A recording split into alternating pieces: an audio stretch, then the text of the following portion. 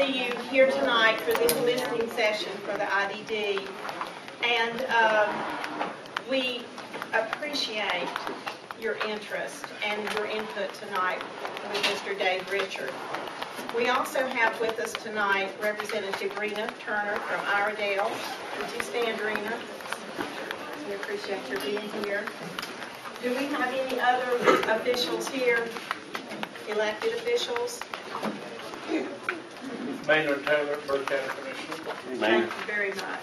Thank you so much. We have refreshments in the back. There is water and all kinds of snacks, and you're welcome to those. Also a partner's bag. I am Gail Mitchell, Consumer and Family Advisory Chair for Partners, and we welcome you tonight to Partners Behavioral Health Care Facility.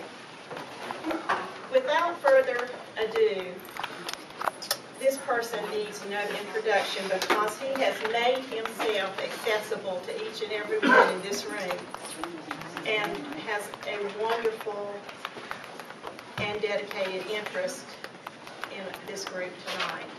And so we present to you the Deputy Secretary of Behavioral Health and Developmental Disability Services, Dave Richard.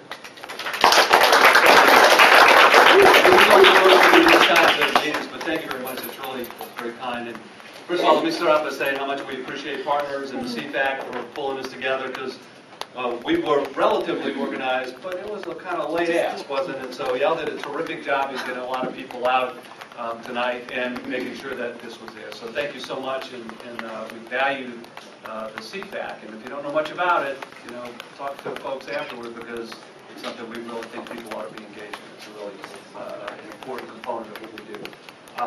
I want to also thank you all for coming, because I know giving up time on the evening when everybody's busy and you have a lot of other things going on to come talk about things that are actually not the most exciting thing in the world, right? It's really a terrific thing for you to do. We appreciate that. It actually is exciting because it's about your life. We want to see that change and be excited as you go forward, but we know it's hard to take time out your schedule to do that. So thank you so much for doing that.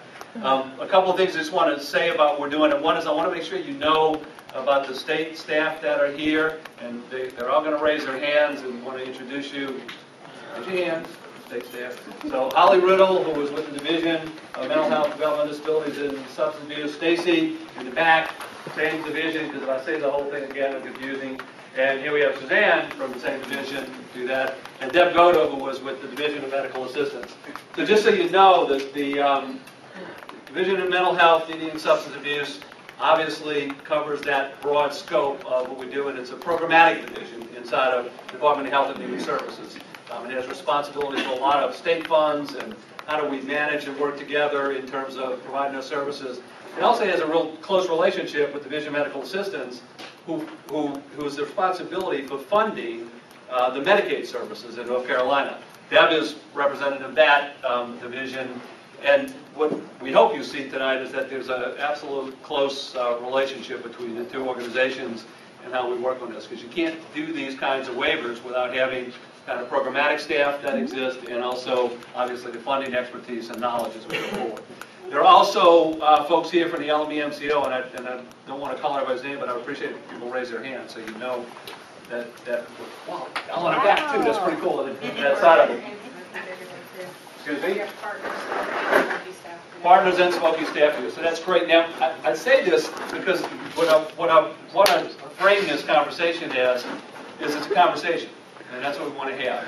And this is about the future of our developmental disability service system, about how we want to operate in the future, what we want to look like as we go forward. And what we're saying, and I want to be clear to folks, this isn't a division of mental health system. It's not a Medicaid system. It's not an LME-MCO system. Honestly, it's the state of North Carolina and its citizen system. It's the system that is designed to support families and people with disabilities, and we all have a stake in it. And that includes people who aren't directly impacted with this. Citizens of North Carolina have a stake in this. And we appreciate you being here because you represent, both of you, elected officials represent the citizens of the state, And we want to make sure that we are doing the right thing as we're planning our future in terms of development of disability services. We're going around the state. The next 2 months, in just about, we're not going to do Murphy to Matteo. We're going to do Western McDowell County or somewhere, that far west, all the way to Elizabeth City. So we're getting pretty close in terms of having these meetings. And Adam, our intention is that we'll have the same kind of groups of folks. We'll have people who have disabilities, family members, state staff, LME MCO staff, providers, and folks who are just interested in what happens in our system, because that's the way I think the value that we have should work, is that we develop something that meets the needs of individuals across North Carolina. I know tonight we'll talk a lot about the Innovations Waiver. But I want to be clear, it's not only about the Innovations Waiver. There are certain things that we have to do about a time frame around submitting new things to the Innovations Waiver, but it's about the entire system. So we will frame it in that way and expect that we'll have conversation about a lot of things, but it's not just about that waiver as we go forward. A couple of ground rules that we kind of want to start with, and one is that we really want it to be a conversation.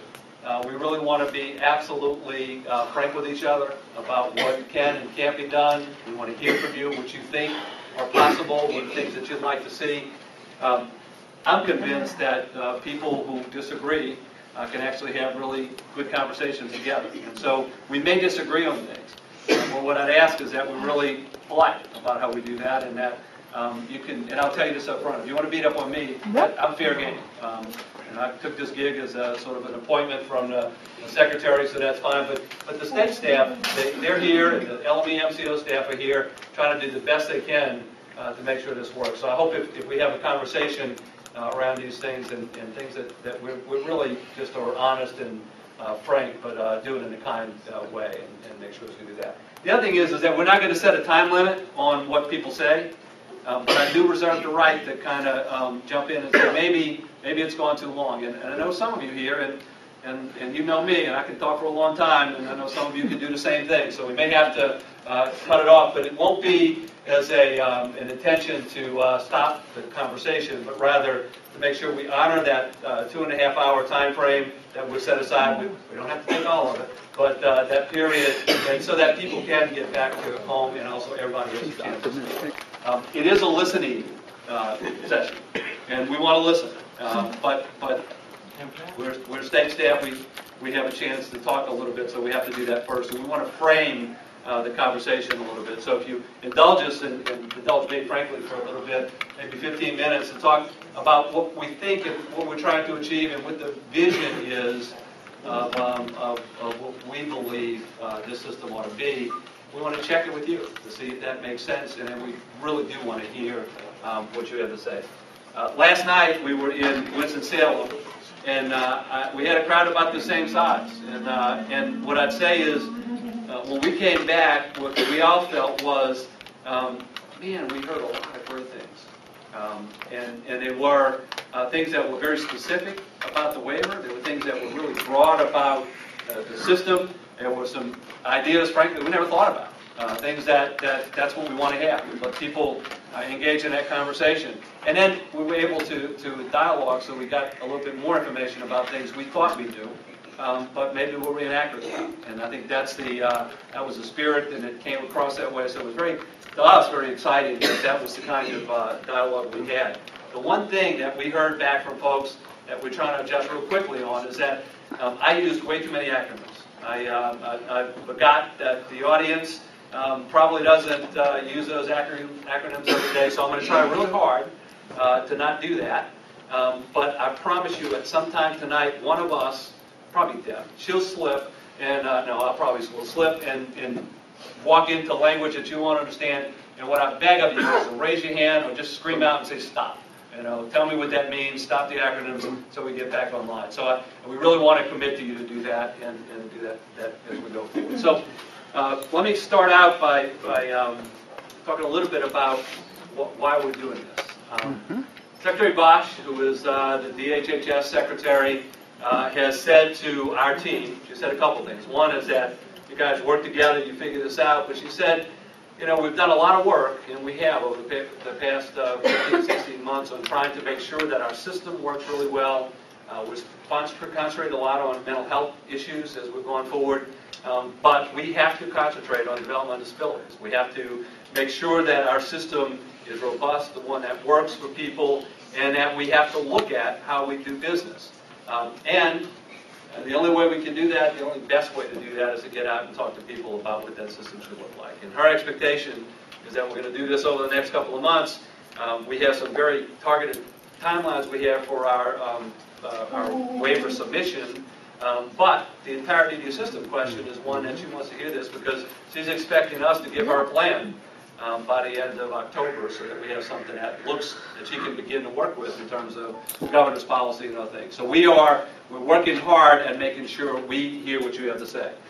But to talk about that, I think we have to set forth in a vision, and the way I'd like to talk about it a little bit is just, if you indulge me a couple of minutes to tell you a little bit about my background. I know a lot of you, but I want to tell you that because I've been around a long time, not in North Carolina, well, a long time in North Carolina, but in other states. In fact, I kind of grew up around developmental disabilities, and I grew up not because of a family member or any other thing, but grew up because when I was a young man, my sister was a special ed teacher. I was getting ready to go into high school, and my parents felt I should do something other than hang around the house and watch TV.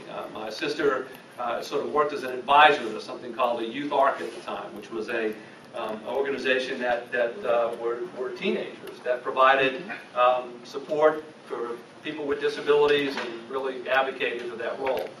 It was back in Louisiana, and this was in the early 70s, and I recall going to the first meeting and getting all excited about that, and I confessed pretty early because there were a lot of teenage girls at that meeting. So that was the first reason I got really excited about it. But really learned a lot very quickly, because a lot of the people that were there had brothers and sisters who had disabilities, and we talked a lot about it. And one of the things we did is a summer day camp. Now, we did a month-long summer day camp that we rotated weeks out, and families brought their sons and daughters with disabilities, and they brought people with disabilities who had mild disabilities, but they brought a lot of folks who had very significant disabilities. And they brought them to a camp run by teenagers. Some adult supervision, none of it paid adult supervision, none of it with any kind of regulatory environment that said you have to have these things in place. Frankly, if we tried to do that today, we'd be shut down tomorrow, right, by somebody. And probably not the right answer, because honestly, what happened was some pretty good things that happened for people. But what was happening was that this summer day camp, I thought, was a great experience for teenagers and a great experience for the folks coming. But in 1970 in Indiana, it was actually the only respite service that most families had. There wasn't a lot of paid respite in the state at the time. And frankly, most people, it was the only service that they were getting in the state, other, at that time, than the state institutions. And I've told the story this. I remember one of my good friends had a brother and a sister who both had very severe disabilities and had a single mom. And as I would talk to her mom, it didn't hit me then. This is one of the only things she had any relief on during the entire year was a summer day camp. But her vision, her desire, she had one daughter that lived in a state facility, and her desire was her son would be able to live in that same state facility. We'll call it an institution today. And I'm not saying anything negative about the facilities, but her reasoning was that she knew that if she passed away, there was absolutely nobody that would take care of the son and daughter. It was a terribly tragic view of life that she had. And it didn't, again, hit me then, it hit me later, boy, that isn't the way life ought to be, right? We ought to have a very different view about what should happen and how people with disabilities can learn and do a lot of other different things.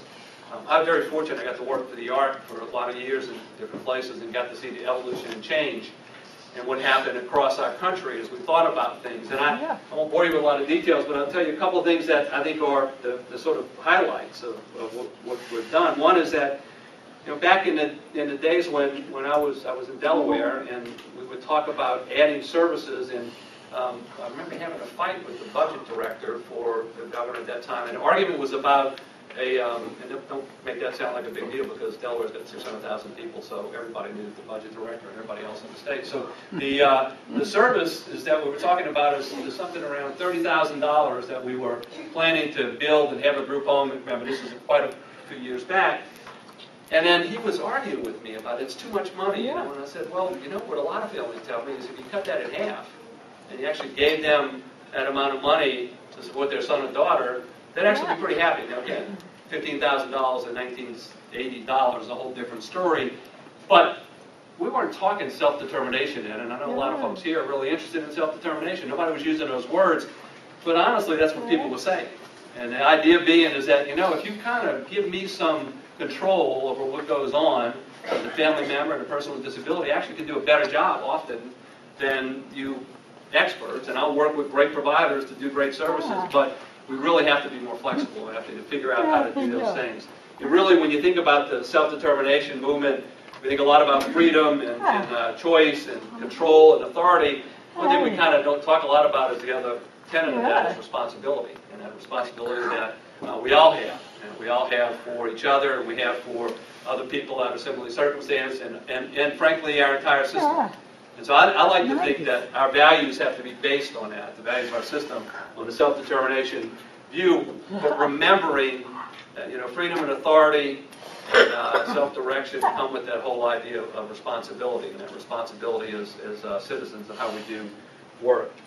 What I think we're saying and we all talk about is that, you know, our vision and what we want is something that says that we want to have a system that allows for people with disabilities to be supported, to live in communities, to work in those communities, and to express their recreational needs and their desires in a way that most everybody else has. And that we're talking about a support system, one that isn't determined about whether or not you meet certain goals every day, but one that supports the idea people have that option, but is something that is long-term and that we don't back away from going on. Because I think people need to have some consistency and knowledge that the system's going to be there for long term if we're going to provide these services. And that's what we believe, that's how it should look. But with no disrespect for anybody that's developed and worked in the system for a long time, the people that manage it today, over the years we've developed a system that sometimes doesn't do that. It is significantly bureaucratic. Those of you that are providers, I suspect, every day you see that. If you're a family member, you understand that our rules sometimes can be archaic and don't seem to make a lot of sense in how we do it. We talk about self-determination a lot, but if you're going to choose the self-directed models that we have in our waiver, then frankly, you have to be a genius to be able to do it, I think. I'm not sure anybody should try to take those options at this point. And what we hear from people, and I think this is accurate, we get to go around the state a lot, we hear from people on some other things. You know, we hear that there's really no trust, not because the people aren't trustworthy, and I want to say that over again. I for a while used to think that was what we were saying, but because the system doesn't seem to be trustworthy. But, you know, for those of you that have been around for a while, in several years, you know, maybe if you've been on an innovations waiver or had that support for 10 years, I suspect you've gone through 10 changes during that period of time. And it wasn't because people are trying to mess with you, it's because the system evolves that way. And every time we change something, we know it disrupts people's lives, and we have to really be serious about not doing that. We talk about person-centered planning and the idea that it ought to start with the individual, but often what our person-centered planning reverts to is a form, and a form that has a lot of check boxes, and a form that really has to cover every base. And sometimes what we miss is the person inside of that form process. Now, when I say these things, that is not an indictment, and it doesn't mean it happens all the time. But we hear that a lot, and I think if you really think about it, it's probably accurate. You know, the whole person-centered planning theory is really about that, right? It's about the individual, and honestly, a form doesn't do that justice. I had a good friend who really did a lot of work early on in the 70s and around person-centered planning, and I was in Louisiana. I was so gung-ho, we were going to make sure that everybody had to have a person-centered plan, and it was going to be a part of this. And he looked at me and said, the day you mandate person-centered planning is the day you'll stop having person-centered planning. Because once you mandate it, it becomes so part of the system, you lose the value of it. So we've got to figure out how to make those values come back into our system in a way that really supports people differently. I think, my opinion, and I think most everybody on our team agrees with this, is that we've got to do something that supports innovation and the use of technology as we go forward. Is that we have great opportunities to use enabling technology, but we have an awful lot of barriers between people being able to use that. Some of it's our regulatory environment, some of it's the way we fund services. Frankly, some of it's just because we don't talk about it enough and we don't make it available for people to do that. And we frankly have to get out the way sometimes to encourage innovation. We have really smart people at the state level, but honestly, the innovation is never going to happen there. It's going to happen at the local level with families and providers, and you working with the management entities you work with. Our innovation's got to be, how do we get most of this out your way so that you can do really great stuff, and that's really what we ought to do as a state agency. And I think we're all there. We want to do that. And then a couple of things that people have said is that this isn't equitable. You know, the system is not equitable at all. And I think that if you are somebody who is on a waiting list, I think your answer has got to be absolutely. There's no equity there, right? If you even are you have an innovations waiver slot, there's inequity between how services are developed. And I want to stop right there because I've heard people say in hushed corners sometimes that when people have really large budgets in the innovations waiver, and you can't figure out why that looks like, you hear people say, well, that's because that family's greedy. And I want to be real clear, there's not a soul in this room at the state agency level, and I guarantee you not at the LME-MCO level that believes that. What we know is people fight for their sons and daughters. And sometimes fighting for sons and daughters, you fight for things that maybe you don't always need, but you need sometimes, and you fight for that because you know you might need it in the future, and you do those things because that's what parents do. And that's what families do, is they fight for their sons and daughters. And that's what we view this is that is about what folks are doing. But this system isn't equitable. And it's not just about the innovations waiver. It's about if you have state funds and no services provided by the federal Medicaid program, that's not equitable either. And here's a little secret. We don't distribute it equitably to the LME-MCOs. And I don't know what Partners and Smokey's numbers are compared to everybody else, but I guarantee you that the per capita amount of state money they get is different. And it's different because of historical purposes, not because anything that people have done. So there's a real inequity in how we manage the system as we do that. And there's inequity between what we provide for services in our large state facilities, in our community ICFs, in our community programs. And so we know we've got to deal with those issues. Now, when I say this, I'm not talking about in terms of the legal standpoint of those issues. That people can get all up in arms about that. What I'm saying in terms of the value that we have. How do you create an equitable system that works for everybody and it's responsive to people's needs? So that's one of the things that we know is true about what our system needs. And then we're not always that efficient. We have a lot of regulatory requirements that, frankly, have been added on over the years that create inefficiencies, and we need to sort of begin to think differently about that. I will say that what we do believe is that the way this system ought to start, it ought to start with the individual. It's got to be about people, and it's got to be about person-centeredness. So we're committed to making that work. And as we do that, we can begin to change some of the other dynamics that our system does. We think that what we need is something that's predictable. And I believe this, and I am convinced that this is the right way to go, is that we need to change from a system that is built upon stacking service upon service to one that gives individual budget that people know from year to year how much money is available to spend on services. We have to create something that does that, because if not, our system is not equitable and it's not sustainable. So we want to talk about that. And we want to be clear that in exchange for that, we have to create something that's much more flexible. Now, somebody challenged yesterday, and they were absolutely right. We don't want to say to you is that we want a really flexible system so we throw everything else out. But what we need to do is evolve to something that's really flexible, that allows for a real person-centered plan to design how services are provided to sons and daughters and to individuals. And we need to do that across the entire system, not just our innovations waiver, but everything else we do. We know we have too many people on a waiting list, and we have to address that. and we have to figure out how to do it together as we go forward. Oh, It's not going to be easy because there isn't a ton of money that's going to drop out the sky to do it. We have to find ways to make sure that we're doing this in a steady stream, that we begin to build upon our successes, and that we find creative ways to be able to make that happen. We want to build upon what works. A lot of times we just tore down everything that we've done and started all over. Well, we can't do that again. We have an LMEM system that is just relatively new, starting. We want to build upon that system to make sure that it is the best that can be, and we want to support people in the best way we can do that. So we know, just as we know at the state that we make a lot of mistakes. We try to correct them when we do. We know LME MCOs make mistakes. We also know that providers do, and I bet that everybody in this room, if you're really truthful, will admit that sometime today you made a mistake that you wish you would have done differently. I can tell you I probably had 5 or 6 before I got here. And before I leave, I'll make another one. I guarantee you that'll happen. But we've got to correct those, and we've got to get better. We've got to have quality as our key components as we go forward. 2 other things I want to mention about what we know. Number one is that what I've learned is that when I talk to people who are advocates for mental health needs and substance use, the recovery system is absolutely the thing we ought to be talking about. People do recover.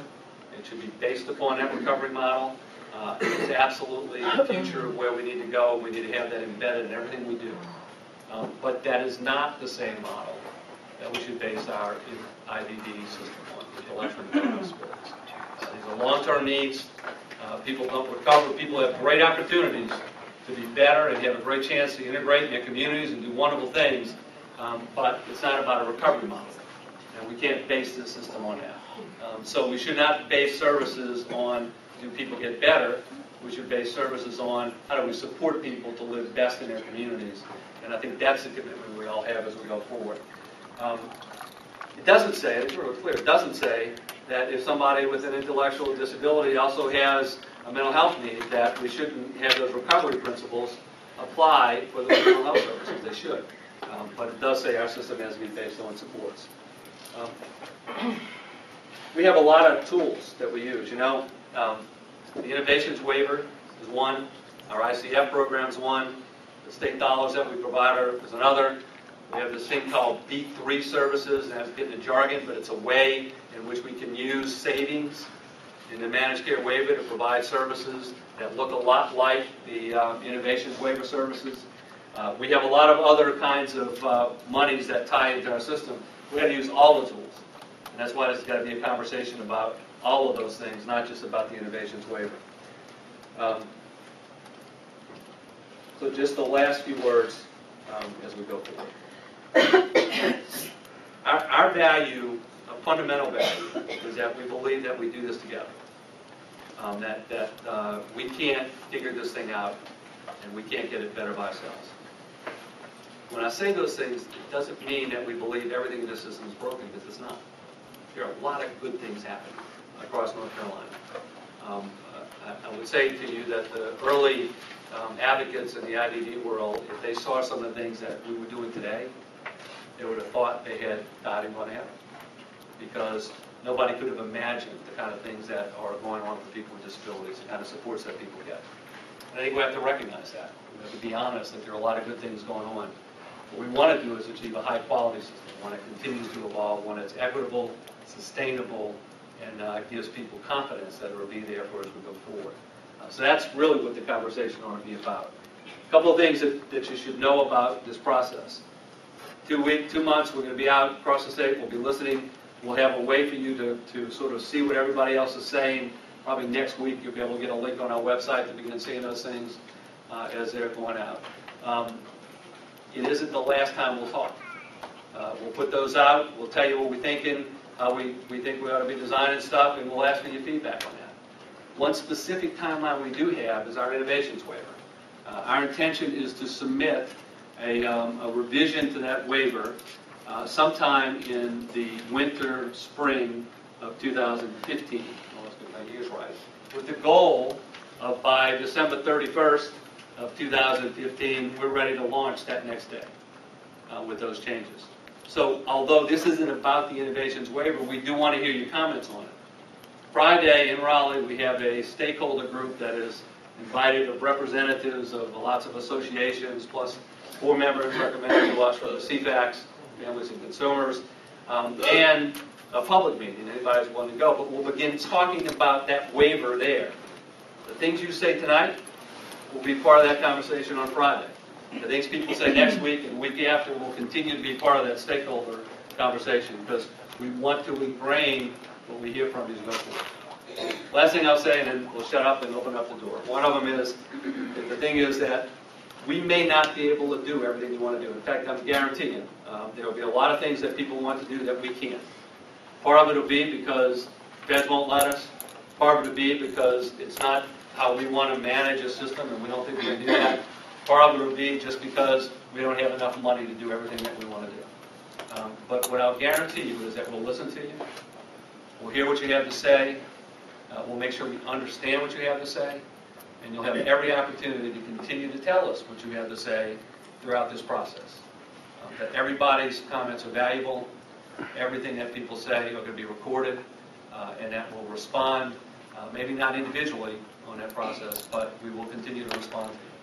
So we're going to open it up for comments and conversation. I'm going to try to call on people. Deb and others will sort of write stuff down. Deb and Holly, or Deb in particular, is the expert on the innovations waiver. So if we have things that I sought to mangle, she'll jump in and tell you the truth. So we fix those things. But our goal is it's a conversation. It's not the kind of formal meeting. So just raise your hand. We'll call on you. Say what you want to say, and we might ask you questions back so we understand what they're doing. First things first, could you please say the date, time, and place of the meeting Friday? That's the public meeting. Friday, September, whatever tomorrow is, 6th? 5th, sorry. Friday, September 5th. 1 to 3, Brown Building, Kirby Campus, or Brown Building, Dix Campus, in Raleigh. And the name of that committee? We're calling it a IDD stakeholder group. Thank you. Mary, I just have to say, we love you being able to record this and put it out there, but it is a tad bit intimidating when you do that. So just know that. I'm focusing on you guys, not the audience. No, that's good. So I just want to make sure you know that. All right. Okay. I want them to know it. Yes, ma'am. I do want to start off with a positive thing. I'm a provider. We do work with MCOs all the way across the state. I do appreciate that Partners and Smoky, and they're trying to come together on the western side. I wish we could get the entire state on the same page. I have MCOs that interpret things differently, demand different things, require different things, and it's slightly challenging, but I do appreciate the western side of the state really trying to get on the same page. You mentioned a point about trust, and that's very valid, and some of the things I'm hearing from families that we support is that everything seems to be coming under one roof. The MCO is the one who is hiring the SIS evaluator. There, the MCO is the one who has the care coordinator, who is suggesting what's appropriate and what's not appropriate. It is the MCO who is approving whether families can work or not. It is the MCO who is paying for all these services and then approval for services. And although it has been presented and said that these are all separate departments and they're kept separately, I'm sure everyone in this room has had instances where that's not the case. Papers are shuffled from one department to another, and the lines are not very clear. So I think that's where the trust issue is coming in from a lot of the families that we support. I think that's really a great comment, and just to comment that, I think we appreciate Partners and Smoky doing that, and I'll tell you is that our goal, and I think the goals of all the LMCOs, is that we're doing more of that. They are in a really difficult circumstance because they are, as a business, at risk. They have to manage that risk. That's what our expectation is for them. So we understand that there are going to be some of those differences, but what we want to see is, I think, a system, I think everybody does, to where, if you're a family member and you move from one place to the other, you kind of know what's going to happen, right? You have a sense that this is North Carolina, this is the way it's going to look. With the regional differences that allow for the creativity that help you. And that's sort of the goal. And I think that's the goal of all of us, and that's the LME MCO goal. But I think saying it, putting it down on paper is really helpful for us. Yes, ma'am. One way to make sure the system is fair for everybody is to make sure that everyone who is a recipient of these services has adequate access to this process. So what's being done, or what is being considered, and making sure that, we have different timeframes for reconsideration review than we do for the state appeal process. And there's some real serious issues going on with appeals, and we need to address those. If we're going to have a fair system, that's where we get heard. That's where the individual who's a recipient of these services has their day in court over the MCO to be able to have those inequities addressed. And that's, point blank, we don't have a fair appeals process going on right now. Serious issues. Dave, I can testify, because I've been through what she's saying.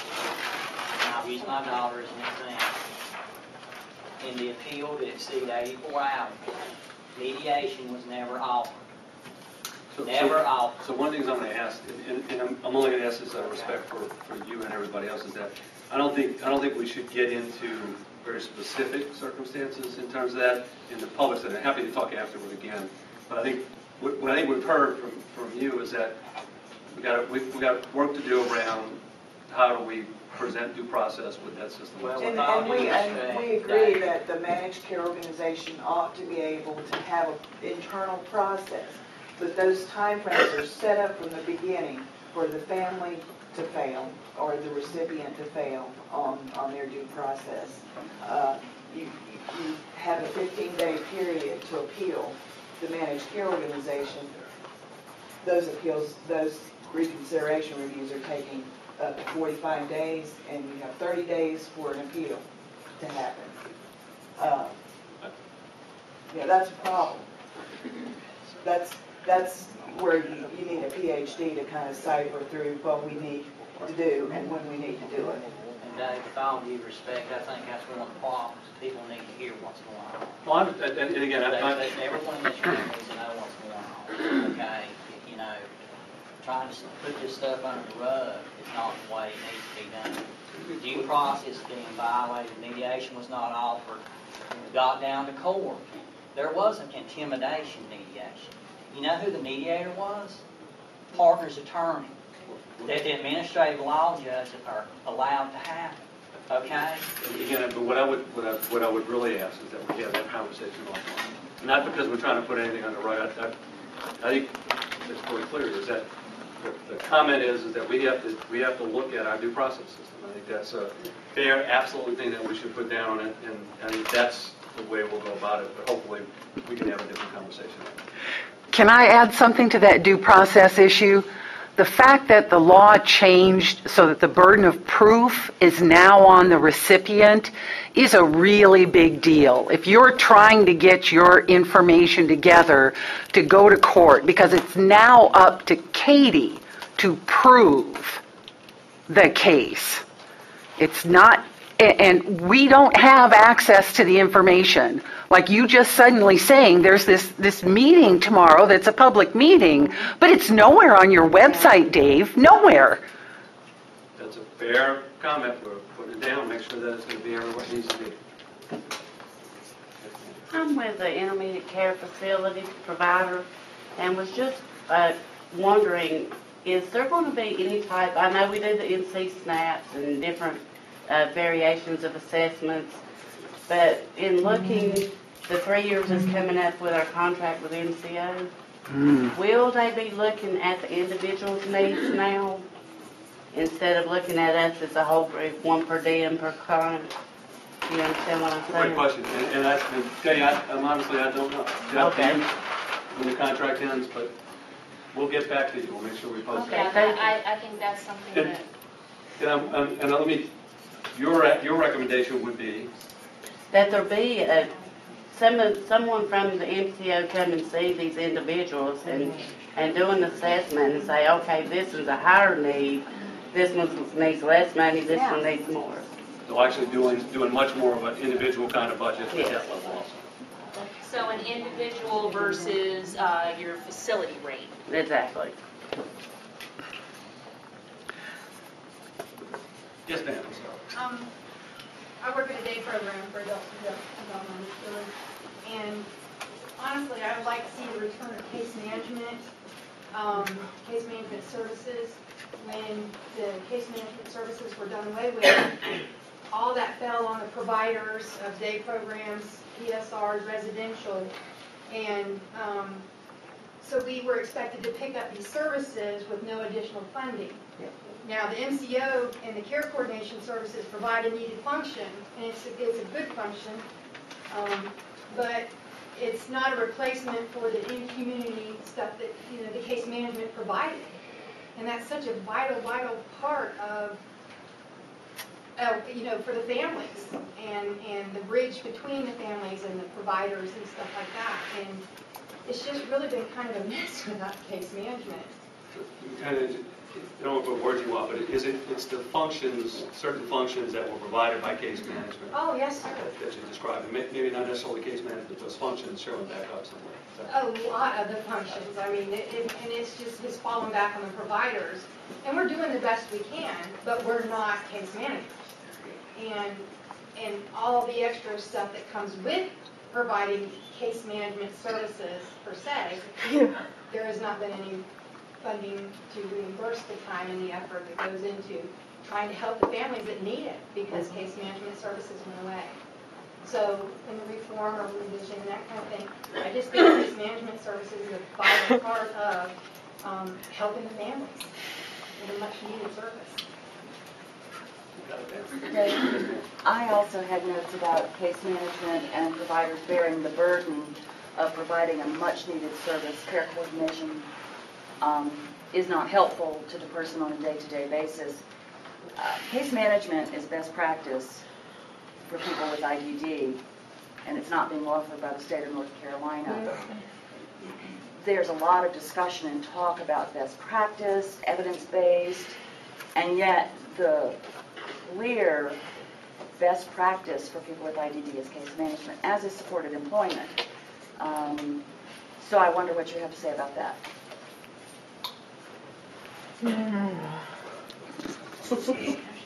Take pause for a second. Let's start with supported employment.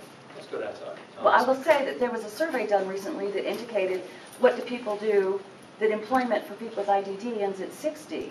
I responded to that survey going, excuse me? No, 60 is not the cutoff just because someone has IDD. I don't know where that came from. It was a survey generated out of partners, I believe. So I have concerns with whoever thought 60 was a nice age for people with IDD to die. I'm hoping they don't put that on us. Okay. I would say that there is a renewed emphasis in North Carolina on employment and in all of the aspects of how to create employment opportunities for people with disabilities. And you'll see continued emphasis and much more public conversation about that. And I think you'll see us begin to shift the way we think about supported employment. So I'm very comfortable with the employment. We know that that's the goal of so many people. We can't, sense a lot of people is that I don't ever want to be in a position to where we choose you have to have supported employment or just stay at home with mom and dad. That's not the other option. That was an option given to a person who served. So we don't want to do no that. mom and dad. What we want to do is make sure that we have a lot of options for people, with the goal being anybody that wants to work, that's a component of their belief, their person-centered plan. We want to support that effort every possible way that we can.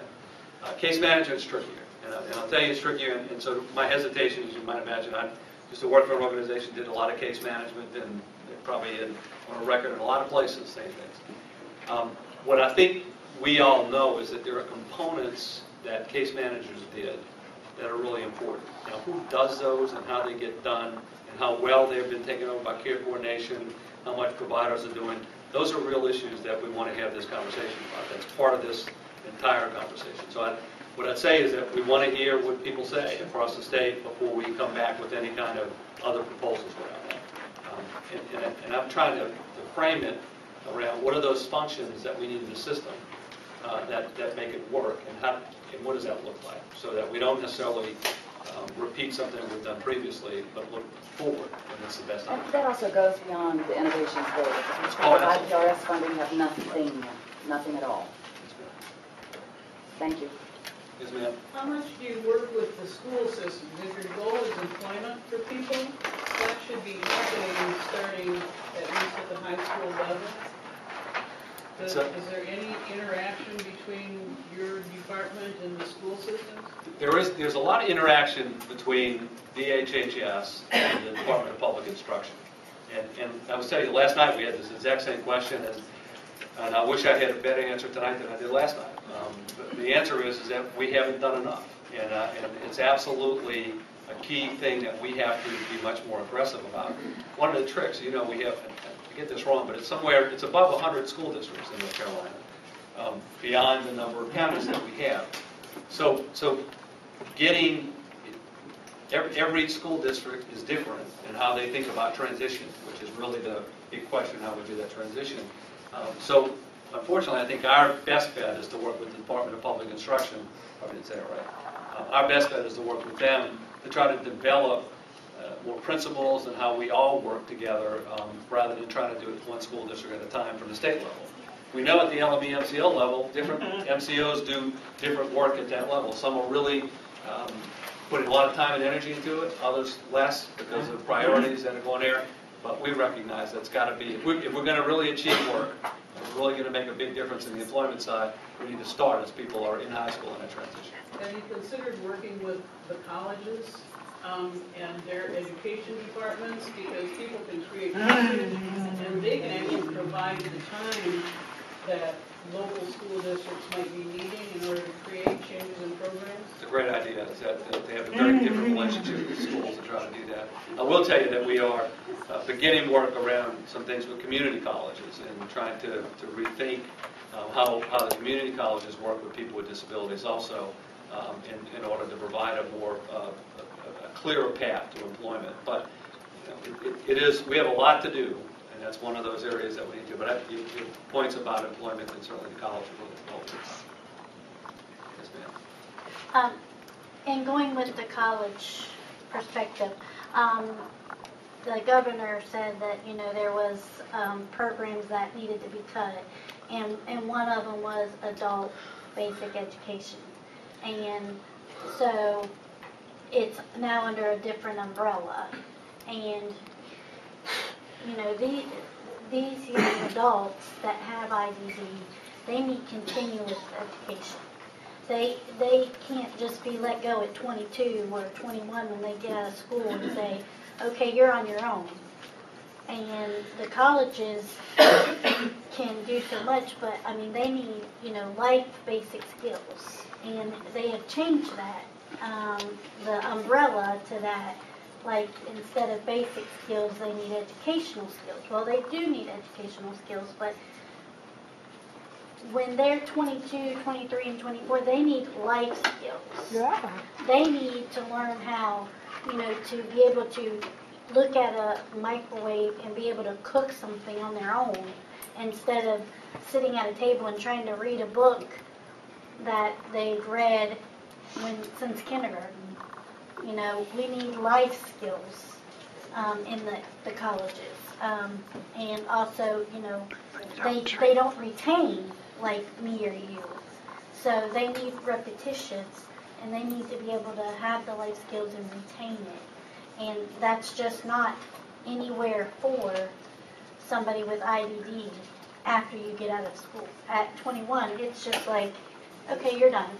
Let's just sit at home and play games and and I would say I think your points are well taken about basic skills, but I'm going to look at Holly and know that Holly Riddle has been one of those people that have been a strong advocate over a career for post-secondary education for students with disabilities. And a lot of good stuff happening around the state at some really good universities that are really embracing people with disabilities on campus in this program.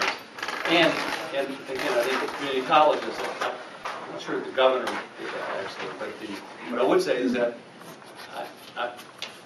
the original Comp Ed program, which a lot of people talk about as the program that served a bunch of people with disabilities, was really a 30-year-old lawsuit that brought that about. And I know people have done a lot of good work to try to change that Comp Ed program, but I think in many cases it became something that actually didn't promote a lot of change in people's lives and helping people do other things.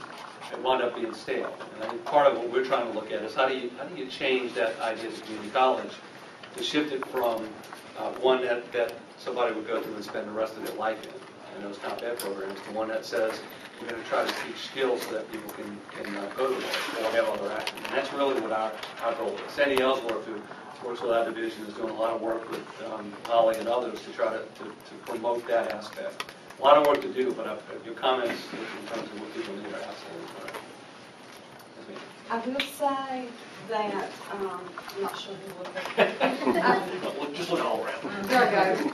I will say that is captured with innovations waivers during our goals, but it would be, I think, an excellent component for it to be reinforced because repetition is important, but it is captured with that reinforcement because they do learn based on repetition. I'm going to just make sure there's nobody else that's ready to jump in before we go back. I just wanted to say one thing about some of the issues that have come up in terms of the loss of functions of case management, or even some of these due process issues. Not having someone to assist families, but there is a service that's part of the Innovations Waiver and a B3 service called Community Guide that can be used to do that, and it's very underutilized. There are some LME MCOs that utilize it and others that really don't at all. And there's no state funding for it for people who don't have access to Medicaid funds. And that is something I think that could influence, that could start tomorrow in terms of making some of those changes for families. Okay, I want to tag on to exactly that point. For Community Guide to work, you actually have to have something available in the community for these adults to do. And it's incumbent on the managed care organizations to develop those resources, and that is simply not happening. That's why families need to be paid as providers. Not only do they have a lack of in-home people who can come to the home to provide services to do what we need to have done with our adults, but there's nothing available in the community. I'd love to hear what it is, because I've explored it in this community, and it's not happening. At the same time, we get told that, our loved ones are not achieving their goals. Well, you have to have something to engage in to demonstrate your ability. I mean, that's a system set up for failure from the get-go. Yes, ma'am. First, we're going to talk about the changes coming for day program or day services. Could you speak a little bit about that? Is it about home and community standards? Is that home and community standards? Is that? I'm not quite sure what the label is or what we're talking about. But. So let me. I'll try this part and see if that's what we're talking about. There might be something else. But so, how are we doing on acronyms? First of all, are we doing okay? Good idea. Yeah. All right.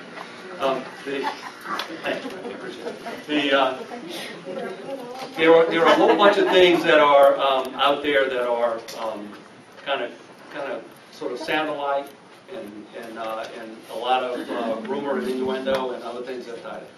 One of them is something called the Home and Community-Based Standard Rules, which are CMS, which is the Center for Medicaid and Medicare Services, issued a set of rulings that said if you're going to use these waiver services, and maybe it's helpful just to remind people about waiver and how that came about. We talk about it all the time, like everybody knows it, but the waiver actually really is that. It's a waiver of more restrictive rules. The 1915C waiver, which is the C part of the BC, is a waiver of the intermediate care facility for people with IDD rules that allow for services to be provided in community settings. And that was the original sort of conversation. This actually happened under Ronald Reagan's original, in his, I think it was his first term, when he found somebody that was living in a nursing home, a young child, and decided that was the only place he could go because that was the only funding that was available. And so the only way he could come up with an answer was to waive the nursing home rules of the law. So that's a long-winded explanation to try to avoid the acronyms when we say waiver. That's what we're talking about inside. Well, over the years, there's been a lot of conversation about our states using those waiver services intended not to be institutional or facility-based in community settings, or are they using them in community settings? In fact, in North Carolina, when we last submitted the changes to our, what is now called the Innovations Waiver, CMS said, feds, you're using it in settings that are too big. And we've been using it in adult care homes. And there were large settings, and they said that's not the intention of this waiver. There are other things you can do to use that. So that's why we have the 3-bed limit in terms of waiver services in group homes with the 6-bed grandfather. So long story short, as CMS has sort of talked about that, they have issued rules in January that don't describe the actual size of the place to be. They describe the characteristics that they would expect the places where this waiver service is funded in. And there are things like people should have an access to a kitchen. People should be able to lock their doors and do that. And they should have access for people coming in. So basically rights restrictions and the ability to be in communities and not only in places where other people with disabilities live. So all of the rules began talking about residential settings. But in their rules, they also said these apply to vocational and day services. But they didn't give a lot of guidance about what they mean by this applies to vocational and day services. They said it will follow. Yeah. And sometimes you think we're slow on things. You know, the feds could be a little bit slower than us at doing that. Kind of not quite sure when it's going to come out. So they haven't given a lot of guidance, but they have required that we submit plans in how to adhere to these rules. So we're kind of in that same dilemma of trying to figure out what this really means. We'll be working on that over the next several months, and in fact, we're welcoming comments here about what do you think we should be doing in those plans. But that's probably what you're hearing is people talking about that. There also is, at the federal level, a real strong push, and maybe something's passed now, but to eliminate sub-minimum wage for folks.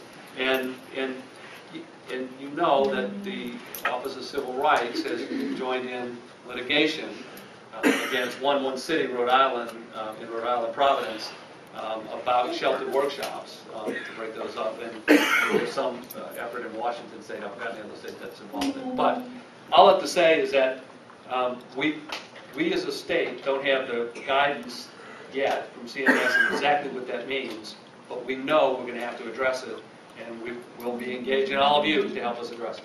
I have a kind of a task to look at is with the services that have a group service definition there, and the statement that are in the innovation manuals that say that there's a group service service code and services should be looked at to provide group.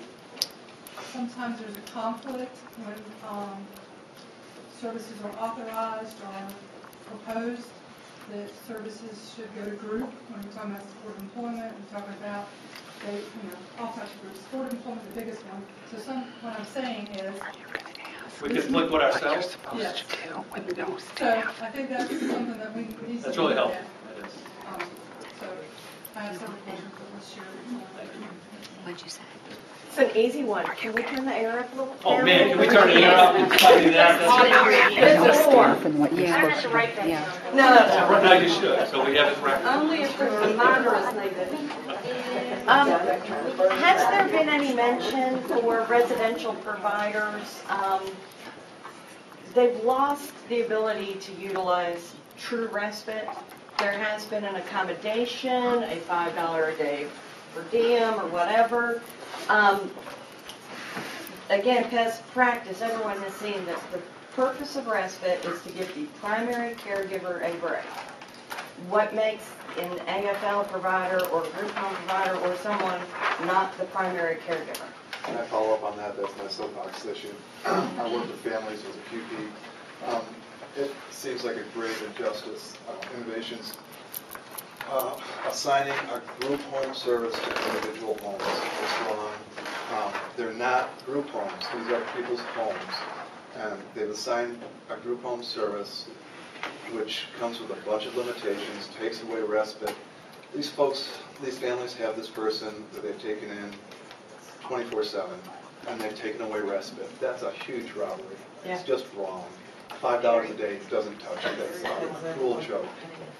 I'll tell you, you won't be shocked to know that last night that we had the same conversation.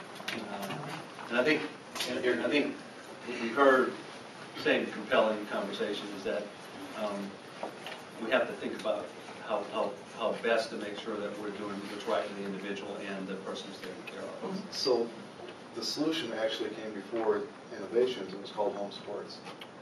It was there. It took so long to get it, and then it was taken away. Deborah, yes, ma'am. I have a question. You're cutting the parents' hours, but there's no staff available to help you. And I had a person to tell me from an agency, they interviewed 6 people and they all had criminal records. Yeah. So, and they can't provide people to help you.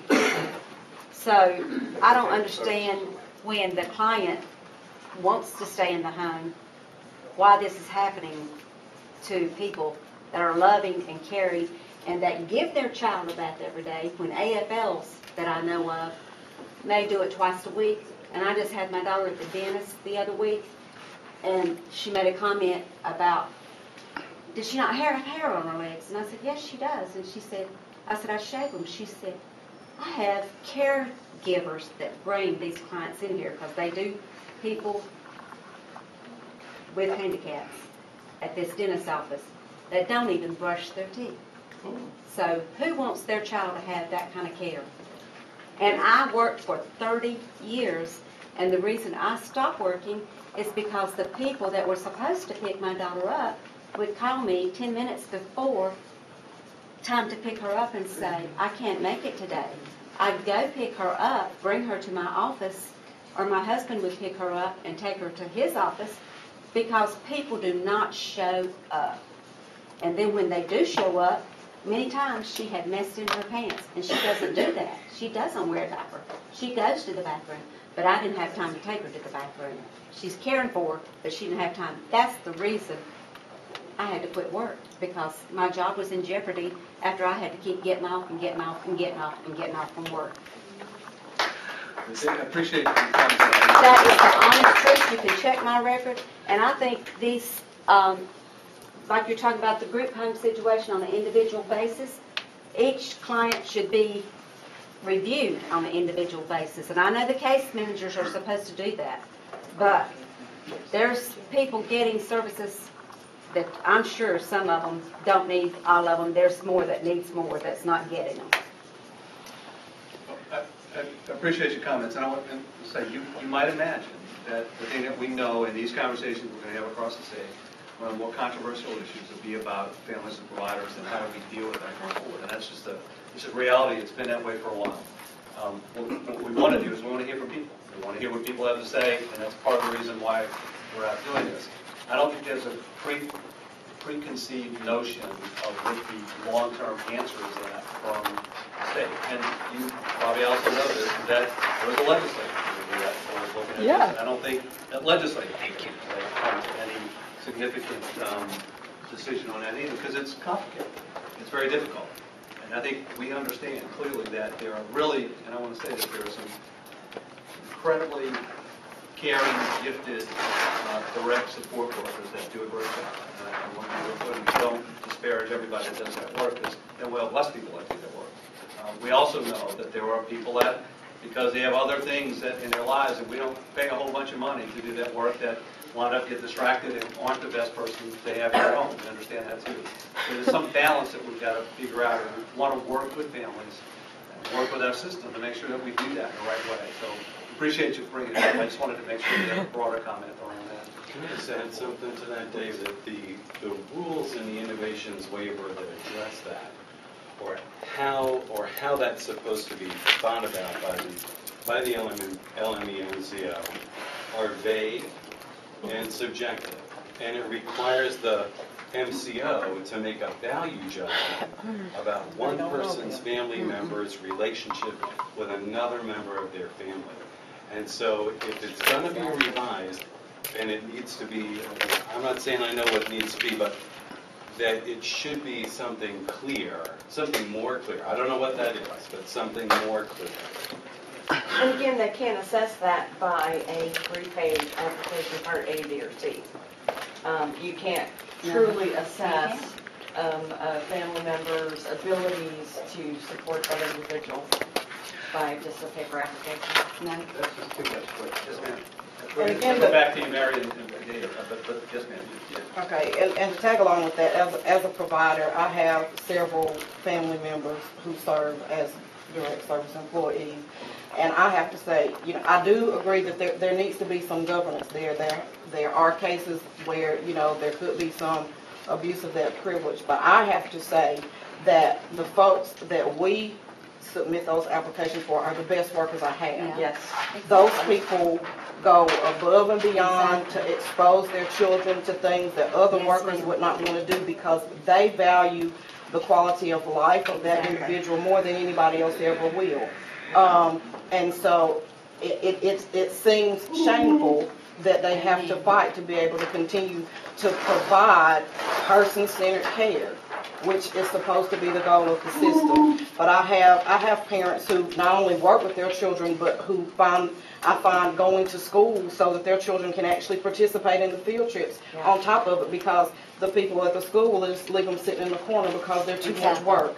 There's too much of that across the system, and if you want to give me the other responsibilities, then let me as the provider, I'm supposed to monitor that anyway, and there's a lot of duplication over that. I go out every month, somebody else comes out every month, not sure why that is. The checklist that I go by is very vague and doesn't even apply to stuff in the home. It says home checklist, and that's the only thing about the home that's on the checklist is the title. So I'm looking at other stuff that I look at every month that I could really evaluate anywhere. I do agree that something needs to be in place to make sure it's not there just because I want to earn the money and I'm keeping the person sheltered and I'm not. But as a provider, I have a vested interest in making sure that that's not happening. So I agree that some of those things need to be done, but I think there's a lot of waste in that. It wastes a lot of my time to have to fight over and over for these people every year. I don't know what's supposed to change so drastically, from year to year, and why there's so much confusion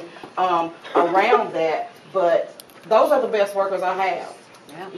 Those aren't the people that are trying to fleece the system.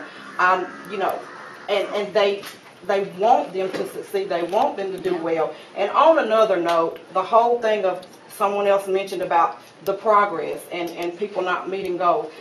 I'm having a real problem with those things being used to decrease people's services. Here again, excellent point. Things shouldn't be based on the recovery model for DD. So does it mean that they don't deserve the services because on this set of goals for this set of time, they didn't make a certain set of percentage? And who's deciding what percentage they need to be at for that to be considered a service that they're benefiting from? To me, it's a success that they're being maintained in their home. They're getting they're getting things out of life that they might not get otherwise. I don't want to see more personal care hours for somebody just to sit and look at them and watch them wither away. I would rather continue to invest in training because that's valuable to them. They need that for retention. Just because they may not progress at the rate that somebody else does or meet 100% of their on their goals, they're not gonna grow out of it. But that doesn't mean they're not benefiting from it, and it's not adding to their quality of life. So I have a huge problem with that, and I think that's something that really needs to be addressed, because that's what I'm being told. Well, they didn't meet but 50% on the goals, or, you know, so then you feel like people need to, you feel like you're sending the people the messages, but you better show that they're making those goals. I want people to reflect what's going on honestly and accurately. And yes, we use that as a tool to adjust the goals, but then that comes against it too, where you just increase the prompts, or you did this or you did that, but they're not benefiting from the service because they aren't at a certain percentage. But they don't know what type of day that person's had. Right, and these are people that don't even know the people. Or a seizure, they've had a seizure, or they've had something else. Okay. Make sure we just stick to one. I appreciate that. I understand it. Yeah, I agree with all their add-ins, but yeah, and we do try to reflect that, yeah, they were having a bad month, but I don't see that coming back on the notes for why it got decreased, or, give me a chance. Right now, I know I sent you those last quarterly reports, but she's got some assistive technology that's really helping her, and she's really making some progress, and she's excited, and she can use her communication device better. Well, tough luck, see if you can do it with 10 hours instead of 20 a week now. I mean, that's a huge issue, and people, they shouldn't have to fight for their services like that, just to, they're valuable. I think Deb captured it all in our canvas now. Okay, sorry. That's okay, it'll get to a point where you can't read it, but how it's Okay, I have on that issue of the not meeting goals and the services being cut, the LME MCOs are trying to impose a rehabilitation definition, not a habilitation definition. And these families, these providers need to file appeals and be very clear about what the definition of habilitation is. It's in North Carolina statute, and it is not to show progress. That's not the definition of habilitation. Skill building is a habilitation. There is no service that is rehabilitative on this waiver. So these LME MCOs are up to no good, and you know it. The second thing I want to talk about is the families who aren't approved to work more than 40 hours. And I have contacted all of the LME MCOs and asked for their statistics. So far, I have received Partners, and I have received Smoky, and I have received Sandhills. In fact, Smoky volunteered them. And Smoky and Sandhills have about a 25% of the relatives as direct service employees who are doing more than 40 hours. Partners has 8%, and there's one guy that approves the applications.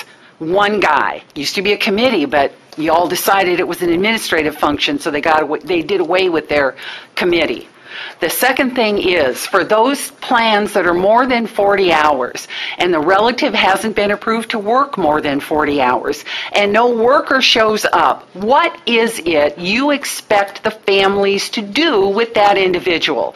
As legal guardian, am I supposed to go drop the individual off at DSS, at the LME MCO, at the sheriff's department, at the emergency room? What am I supposed to do? It's not, if there's no staff, there's no staff. You need to tell us. The LMEs just sort of sit there dumbfounded. The service providers could file appeals, but they're not going to do it because it's a closed provider network. We can't file an appeal. And the final statement on that, there's an organization called Consumer Voice. And it was founded by individuals in nursing homes. And over the course of time, it's a national organization. They have come to represent everyone.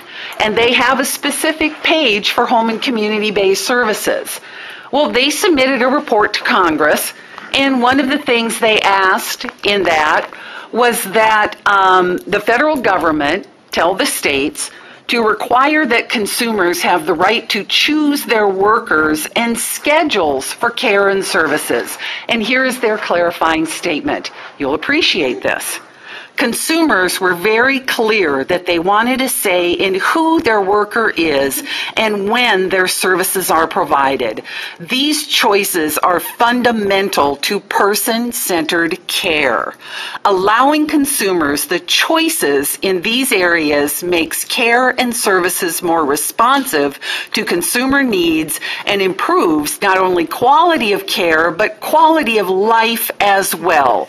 Without these choices, we are in essence, quote, institutionalizing, end quote, people in their own homes.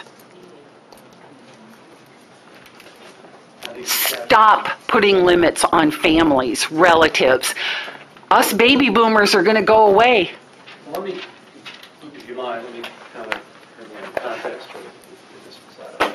Mary's very passionate about this. Mary and I have known each other for a long time, and we've had a lot of debates on these things, and I'm sure we won't agree on lots of things. What I'll say is I don't think there's anybody at the state, and I don't believe there's anybody on the MCO that wants to deny people from having the right kinds of services. But that's not true. Dave, that's not true. I'm sorry. That's not, Dave, you have to listen. It's not true. What we're saying. Not true, Dave. Okay, and I tell you, it was fair game to yell at me, that's okay. But I also think it would be fair to give me a shot to finish the statement. So the thing where I'm trying to go to this is that, so a statistic, 25 versus 8, and if you don't know the rest of them, it probably doesn't tell you the whole story, right? So that's fair. But what is the right number? Do you know?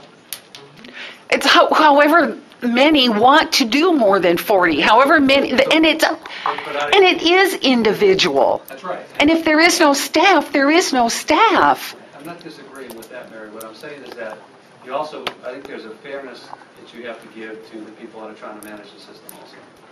And I think what you have to... But the service plan is the service plan. Service plan is a service plan, and the amount of money that they have to manage the system is the amount of money they have to manage the system. And I'm not suggesting to you that that's the only thing that people are doing, but there is the reality that we don't have all the money in the world.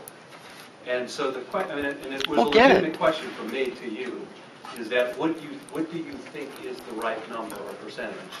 If you were going to look at all of the LME MCOs, and I'm not asking you to do this rhetorical in that sense, but if you look at all of the LME MCOs, you look across the country and say, so what would give you comfort that we're at the right level of people providing more than 40 hours?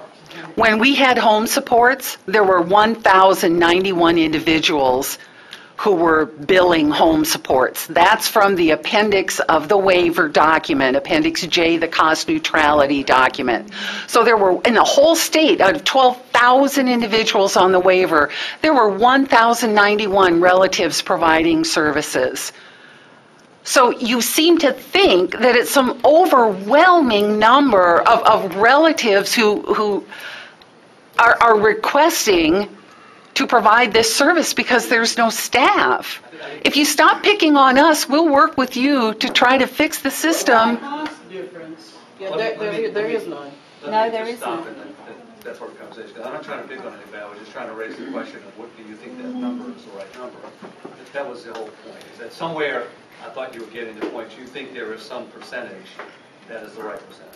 That's one. Well, there is a right percentage. 100. Yeah, 100%. Well, you have to be a parent sometime. We realize We are. that there's a limited amount. More hours in the week than 40, Well, I am and more too. hours in the week, yeah. I am too. But the problem is the system that the state is set up, the way I understand it, is the MCOs get X amount of dollars, and their salaries, their vacation pay, all of that comes out of that part of the money. Bonuses. And I want to ask the representatives here, and I'll put you on the spot, have y'all, there's a tremendous amount of services. I would really rather, well, we asked in the beginning, and I'm going to kind of hold that to you. You can beat up on me. Let's not try to beat up on anybody else. We shouldn't beat up on anybody. This is part of the process of everybody working together and voicing their opinions. So let's just have. Not doing that at all. But in the context of what we were saying, though, whether the family member does the service or someone else, it doesn't cost any more. If that person is authorized for a certain number of hours, I don't know why why it matters. It's not going to cost the MCO anything extra for the family member to go before. It will cost the provider. Same money. And have to pay time and a half, for overtime. But if they're willing to submit the application for them to do it, then they stand behind that family member doing it, and, that's up to them if they want to take that on. Yes, sir.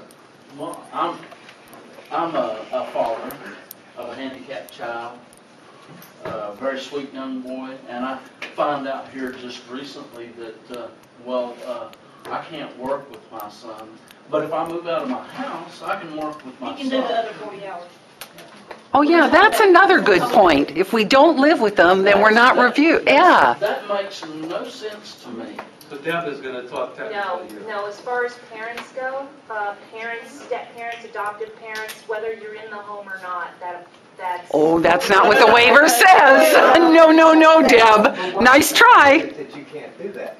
Why is it? I use combined household of 40 hours. The MCO is pushing the 40 Living hours with per parent. only. One parent. Yes. He was told if he moved out of the house, he could do the other 40 hours. That's how it's working. Okay. It's the combined, when they live in the same house, pushing it's the this 40 combined hours. hours of everybody that lives in the house. Now, whether or not they are correct in the way they're executing it, I don't know, but that's what I'm really going to encourage folks a couple of things. Well, be serious is that you can yelling at us is probably not going to get your point across any better.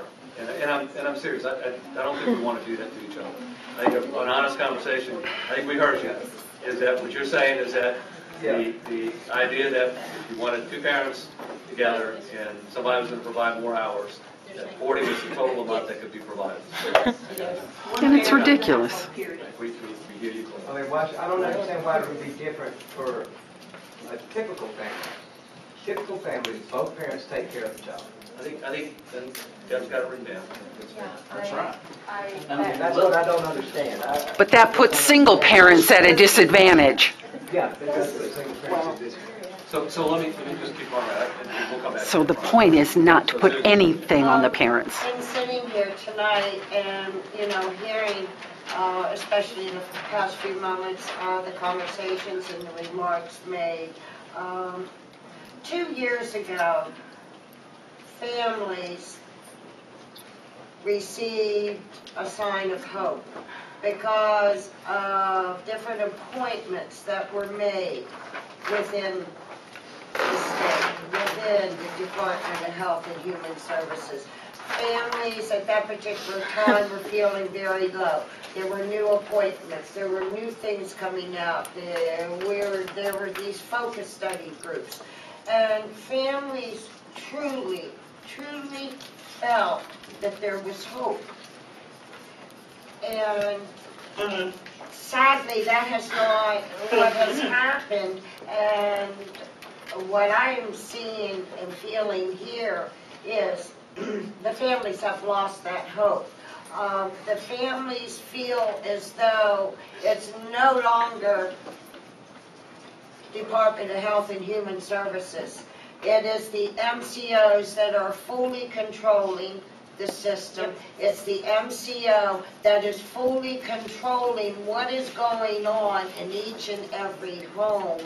And when families try to contact Raleigh, when they try to get additional information or to get help, it's not coming back from Raleigh. And I really feel that Raleigh needs to show the families that they can have faith that Raleigh is going to do right by the families. Because when you get down to it, Dave, this is what this is all about. It's about families. It's not about the MCOs. It is about the families. The MCOs are there to be able to provide the services for these families. Yet they are more concerned with their budgets. Yes, I understand there are budgets, but when we see over and over again particular families being hit, I mean, Dave, we are living it. We are living it. And again, I'm going to try to wade into this thing again. The reason why we're here, the reason why we're going out and doing this is to hear what people have to say. And one of the things I started out with is asking that we would keep it about what the system should look like, not about what individual people have done. And I'll absolutely tell you, as I mentioned earlier, I'm confident that today 5 or 6 mistakes that are significant before I walked into it. Some of that may have been not hearing what somebody said the right way and dealing with that. And I think everybody in here has done that. I do disagree. I don't think there's a soul that works in these programs that wants to do any damage to what people do. People are trying to do their jobs. They're trying to do the jobs the best they can. And maybe our system design may not be the right way it should be designed. And I think, to me, that's what I think when we filter out some of the comments that people have said, that's what I think, that there are some design things that we have to really think about. Now, I said at the very beginning, there's some things we'll be able to do, others we won't be able to do, but we'll be real honest about that when we can and can't. And we'll try to ferret out the differences between personality and what system should look like. Because, frankly, it shouldn't matter the personalities. It ought to be that a system works, and it works no matter who's in other places. And that's what we're trying to achieve. I understand the passion, and I understand people being upset, and I'm not suggesting that you shouldn't be. But I am suggesting it's a heck of a lot easier to have a conversation about how a system should look like, and if we respect the fact that everybody's trying to do best for what they can.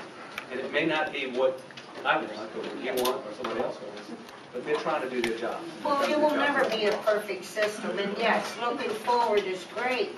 That is what needs to be done.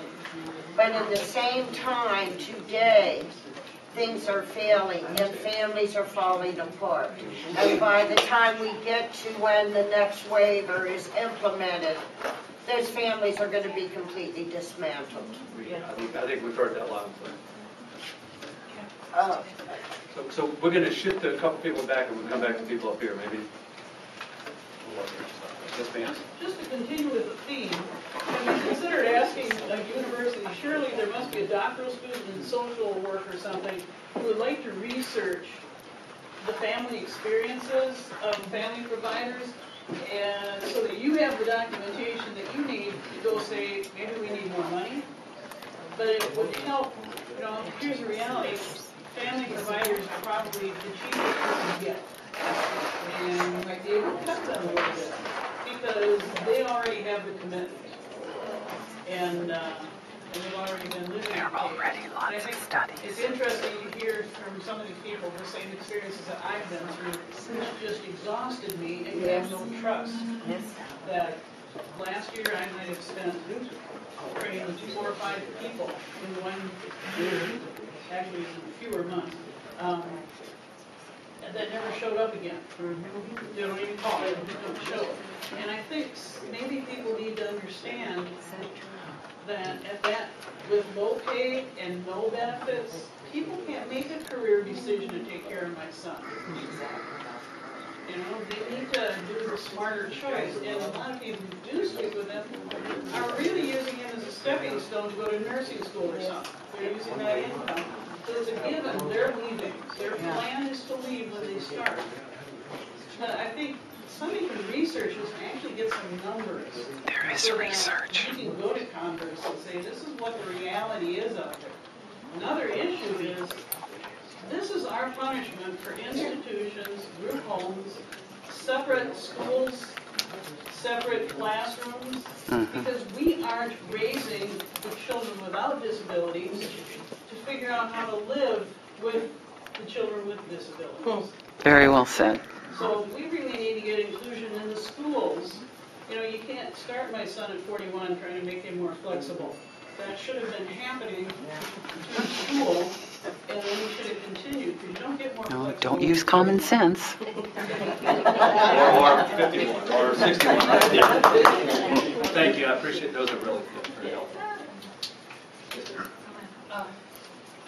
This is a supporting point question also. The B3 Medicaid supporting point definition, which is fairly new, more in this area, goes from the second quarter of services where there's 10 hours a week of support to the third quarter of services where there's 10 hours a month of support. Is that a service definition that could be re-looked at, or what is the state's? Very very soft spoken. The B3 supported employment definition is it has a significant drop-off, right? Yes, and so talking about habilitative versus rehabilitative, that's really a, do these folks rehabilitate by the third quarter sort of employment with B3 Medicaid, or is that a philosophy that if you don't fit into that degree of less support, you don't need that service? You know, I think there are IDD folks who can work, but they may continue to need more services than that. So the B3 service definition is too Goes from limited. 10 a week to 10 a month. I think that's, I think, would that be a fair assessment, and that we should go It look needs back? to be individualized. Thank you. Yes. That's very helpful. Thank you. Soon. Yesterday, right now. Next month is the third quarter this area. Send him your bill for consultation. My concern is that, and I hear the passion of the parents speaking on behalf of their children and wanting what's best for their children and that kind of thing, and I support that 100%. But on the flip side of that, my concern is the support of the providers and the day programs and the support services out there for their children. And to me, when you go back and you discuss these things, it's just as important to me that there's that side of the coin represented as well. I mean, I completely believe 100% in the passion and the support for the families, and they need that. But on the flip side, we're out there too, and some of these families need us as well. So it's important to me that that flip side of the coin is discussed and represented, you know, when you go back and you look at reform and changing things and trying to make things better for everybody. So I just appreciate the effort that's being put forward. I just wanted to ask, it's more of a procedural kind of thing because I'm learning about the waiver and I'm new to the waiver. Our family is new to the waiver. And I wanted to follow up on something that you said, was that I'm just trying to understand because what I've experienced in the 1 year that we've been on the Innovations waiver had never been on the CAP waiver, did not have services, we were on the wait list, is that the care coordinator is not exactly doing case management. We did have ARC prior to that being changed as a case manager. Before we had the waiver, we did have ARC as a case worker there. But our care coordinator is in some ways acting as a case, our experience has been as a case manager to kind of help guide us. And what you said, I just wanted to kind of, I don't know your name, but Duncan. You mentioned that an underutilized aspect is the community guide as an advocate. And my question is this, because I don't understand it. If a family is in an appeals situation, is there time for them to activate in some way a separate person that's a community guide as an advocate? I don't understand that at all. A community guide can help with that. And actually, I work for the ARC of North Carolina. Okay. And I'll say that we do provide that service. And we have used that service in those situations during an appeal. The issue is that when you have your appeal, if that's not in place, if you're on the innovations waiver, then your care coordinator has to update your plan and get that approved. And your appeal process might be over before that happens. That was my question. Because when you said it, I was like, well, there's timelines on the appeals process, so it might be out of that window by the time. So that's just my question. I was like, I don't even see how that would work. But it could help with that. It could also help with in situations with people who are on a waiting list and have no service, that they might at least be able to access some community resources, someone to help guide them as if they've never had a service before, been on the waiver, what to expect. And that would be under B3 services, the community guide. Or people who have community guide. Yeah. Or, excuse me, who have Medicaid. Yeah, but don't have the waiver. But they, okay. I just, That's pretty good. You actually learned a lot. Trying to understand how that all goes together, I thought would be helpful to families. That's very good. I sure don't understand it. Thank you. So we're going to go, Randy, you're stuck, and we'll come back here. Okay, I want to go back to, I know that we have had this conversation quite a few times, and it's about the flexibility of providing services to the MCOs. The flexibility, are there going to be some kind of tighter guidelines so that all the MCOs, LMEs, provide these services in the same manner? I know there needs to be some flexibility, I understand that. But the amount of flexibility now is so outrageous that, I mean, they're just all over the chart. As like one MCO, LME will determine that this service is provided this way. Another one is completely 360 degrees the opposite direction. You know, families they can't communicate with each other because they have no guideline to go by statewide as far as their MCOs providing services. Does that make sense? It does make sense. And I don't turn it into what I think you're suggesting and try it that way. Is that you're suggesting going forward that there has to be a framework that is consistent across all LME MCOs, but allow within that the flexibility to provide not too much more individual. Well, and I don't want to challenge you on that, and not too much stuff, because I think when I'm talking about frameworks, the frameworks means that, you know, so we're going to do business in this way, and that's how everybody does business. But I'm not so, this is a question that's sort of what we want to hear from people. I'm not so sure you want the state being so rigid with the manager at that level that they have no flexibility to, because that flexibility you may want, you may stop them from doing. Well, the advantage of having local systems is people can sort of adjust to what local needs. I like the flexibility. I do understand that there is a need for it. But I think that the amount of flexibility that you allow them to go is damn as a whole. You know, I understand that there needs to be flexibility, and there should be some flexibility.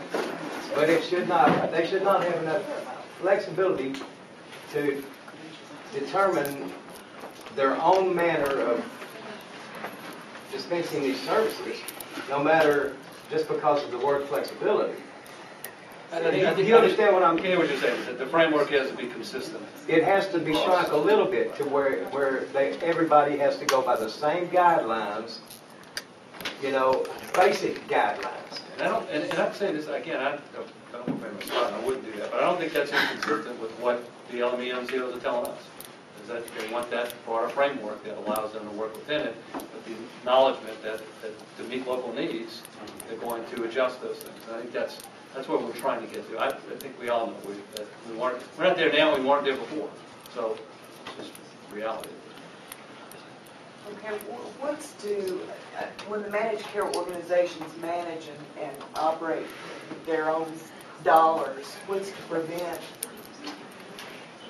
you know, who oversees how those dollars are being utilized? I mean, that is a critical component, because I think, you know, the last time I looked at a spreadsheet, and I had to find it, and I dug for it, all the managed care organizations' administrative costs exceed or meet at least 30% of their overall budget while they're cutting services. I would say to you that's not true. Well, please show me where the evidence is. We need to see it, and I think the taxpayers owe that responsibility. We could certainly do that, but that is not accurate.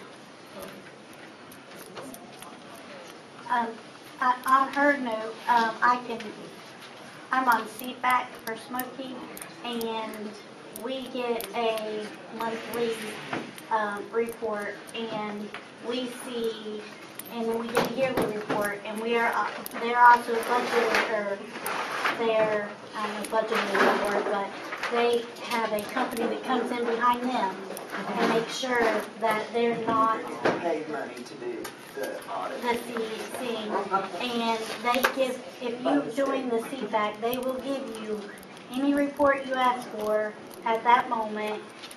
It's all on their website. It's all on, you know, you can find it. And I mean, they do try to make sure that it's available to whoever needs it. And I will say that's true for Smokey, it's not true for partners. One of the things- You're 100% accurate. Mary, I really appreciated what people have a different kind of. Trying to tell you the difference between the NCOs, Dave. What I would take away from this, and I think that would probably be right, is that if people have a perception that there's some 30% administrative cost, then we're not doing a good job communicating. And that we have to make sure that that's easier for you to find and see and understand what those costs are. But there is no LME MCO that are at 30% administrative costs. Absolutely not. David, in the revision that's come about, you spoke about years, can you reflect on some of the things that the provider can expect to see, and maybe as a reflection on the service? Well, that's a great point. I'm sorry, I did not hear the question. What he asked is that, so as we're thinking through this, what should people expect to see? Providers in particular is going to. And so, first of all, I'll say is that although we have some ideas that we kind of threw out in the very beginning about what we believe the system ought to look like, one of the ways that we're going to do this is listen to what people said. And I think what you'll see is that we have a real commitment to regulatory reduction on the provider side. Is that we know that there is that we duplicate a lot of things, especially if you wind up doing business in more than one LME MCO. Is that we've got to reduce that. We have to reduce the cost of board, but some of the things just are too expensive for us to do. We have to think that through. So you'll see that effort. It's ongoing now. It's going to continue to go forward. I believe that we'll see is that we will go to an individual budget system, so that in the innovations waiver, that provides a consistency, that people will know in the future. I heard very clearly what people say, and I think we've heard it, is that we said in the very front, we don't want a recap model within the innovation service. We want a support model that includes habilitation in it. And one of the best ways to assure that you don't have this sort of bench that says you're not meeting certain goals is to create an individual budget process that we all know and we all agree upon. And that's a consistent number that people can be in. I think it helps providers, I think it helps families, and it certainly helps the system understand what the future looks like. I think we're looking for a lot of, suggestions. I said this in another meeting, I'm reluctant to say it the way I did previously, but my belief is we want to create services that are as flexible as possible. That, if it were up to me, the best way to do it is you do a person-centered plan, and if that person-centered plan said, for Duncan, this is what it should be, that should be the service definition, that person-centered plan. CMS isn't going to let us do that. That's not any chance in the world.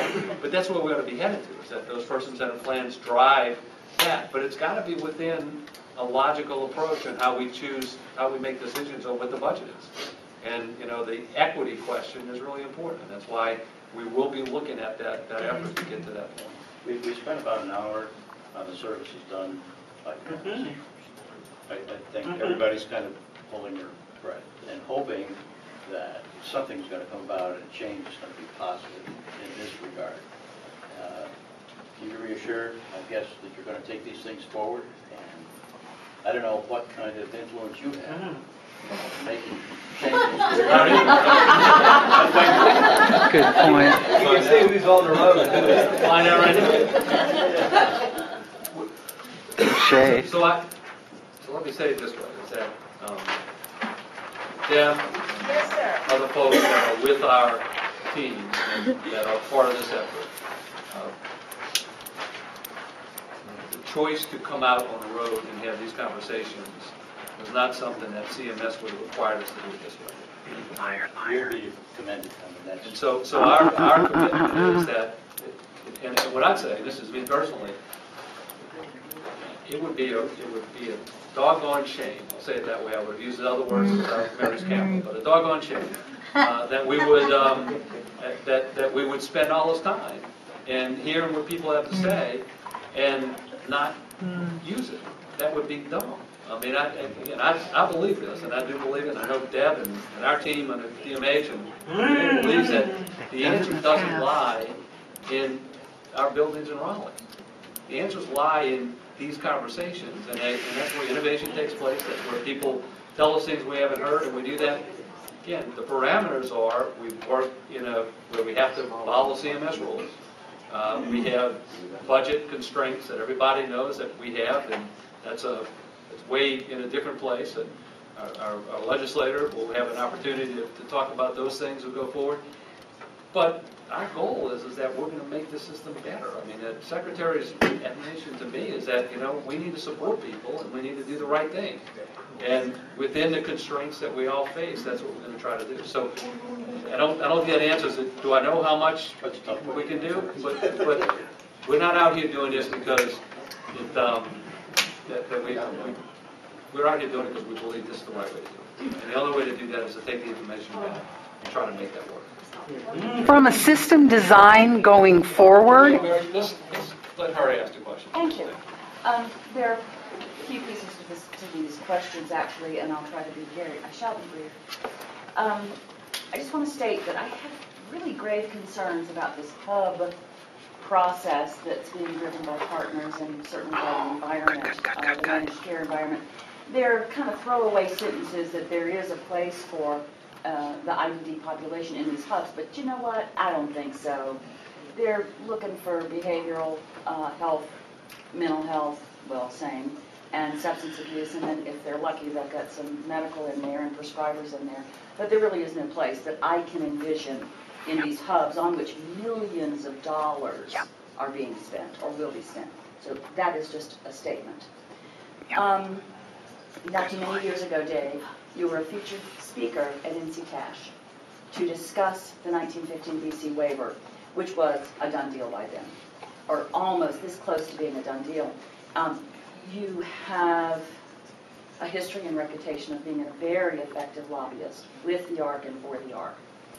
A couple of the deals that you've been able to negotiate with the legislators in this 1915 waiver was the promise, and that is the word you used, the promise of any profits going back into IDD funding.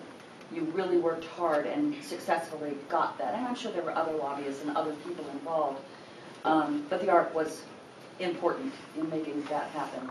Another thing was the promise that the people making decisions about the IDD population of people receiving services would be competent, have knowledge and experience in the field of intellectual and developmental disabilities.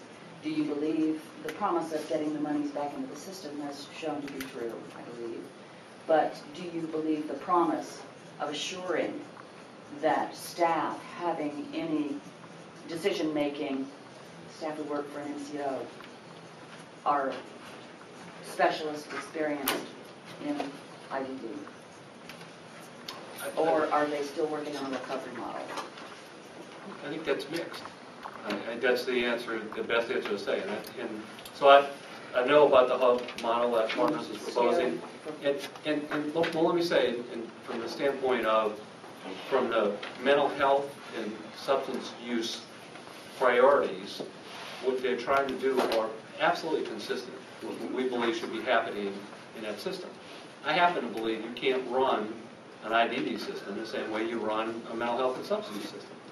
And that if we tried to do that, then we'd be wrong, because they require very different supports and services. Now, we have to have an ability for people that have intellectual disabilities to access mental health services, the same way that we should not limit people from going across those, and we need to integrate much more our medical services with our and our long-term supports, and that's part of the governor's plan, and we're trying to push, and so I won't do that commercial yet, but that's something we really want people to think about. But every MCO is different at where they're at in terms of what they're doing around the IDD population. What I can tell you is that there is absolutely no wavering from the state's commitment that IDD services are based upon a different model. And that's a support model that has habilitation in it. It's not a recovery-based model. And that we say it everywhere we go. Every one of our staff says that everywhere we go. And we say that clearly to LME MCOs. Are we there yet? No. No, it's not being actualized necessarily. And I think that what your comments are so important here. And I want to say that because, again, we're having these conversations with LME MCOs, and I'm not, and I say this with all sincerity. I don't think there's not one CEO of those organizations that doesn't believe services for IDD are really important. They may have put more concentration somewhere else because that's what took their attention immediately, or that's what their background was. But in every one of those organizations, and there are several of those people here now, they have people that are in leadership roles that are absolutely IDD experts. And that's a really important thing to know, and that those folks did stay with those organizations, and they're still there. So I think, like anything else, we're not there. Our goal is to continue to improve the system, and that's why we're out. We want to hear what you have to say. Can I get a couple more in too? Oh, sure. Back to the due process. Yeah, that's we discussed at that same conference due process because Disability Rights and Resources was there talking about concerns with the MCO model and due process. And then when I just think of small pieces of due process, the team or the people making a decision to either deny hours, deny service, reduce hours, whatever decision they are making. So they've made a decision, and any reconsideration is brought before those exact same people. And having made the original decision, they have a vested interest in supporting, oh, well, we made the right decision. I'm not saying this is what happens. I haven't been present for that. But I know when challenged that you've talked about making 5 wrong decisions today, or, when challenged, oh, this is a wrong decision, this is why we need this amount of support. Well, it's the same people that made the original decision. They don't have a vested interest in agreeing. So even at the very beginning of due process, there's a seeming non-transparent, non-equitable piece to it from the get-go, when you have to bring a case before the same people who made the original decision. Yeah, I think those are... And it's a due process and issue. You have to have you do, in the reconsideration process, the same doctor or PhD level psychologist cannot make the reconsideration decision. There has to be 2 separate individuals. But who pays that person? The MCO? This is the original step. What? And I'm not sure doctors or I get your point. licensed doctoral level psychologists are present for a reconsideration. You cannot have a denial done by someone who's less than a licensed psychologist or a How about a reduction in services? It's the same. The level, it has to go through a doc before it is denied. So one of the things that I think... I have one comment about this. Before we do that, let me just say part of what I think we want to write down is that it's really important that everybody has the same information about... We have due process training for staff, but I think maybe we need due process training for everybody. Yes. I have a question. So if somebody will just second that, I'll write it down. If you have a doctor, a psychiatrist, yes, board certified, all that good stuff, or a doctoral level psychologist making a decision who does not have expertise in IDD, can the person making the appeal the person who's made the decision? Because they're in psychiatry, people who specialize in child psychiatry, ergo I can do adults with IDD because they're all just children, I've heard that. In court. Unfortunately, you'll run across that every so often, but my experience in doing the annual reviews of the MCOs is that they have not only docs who are specialized in children and adults, but they have IDD, mental health, and substance abuse backgrounds. Do you have anybody like someone board certified in working with children as a specialty area of psychiatry? It is not adults, they're all just children. That doesn't transfer. Thank you. So you could appeal who's making those decisions.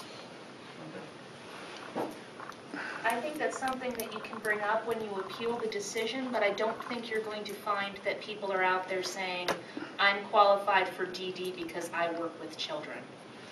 I heard it. Thank you.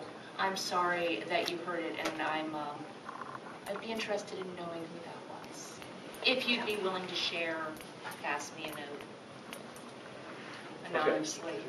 So we're really conscious of time. I want to make sure we get to everybody if there's a chance to come back. I just have a point of information question again, and I'm revealing my stupidity about the website for the department.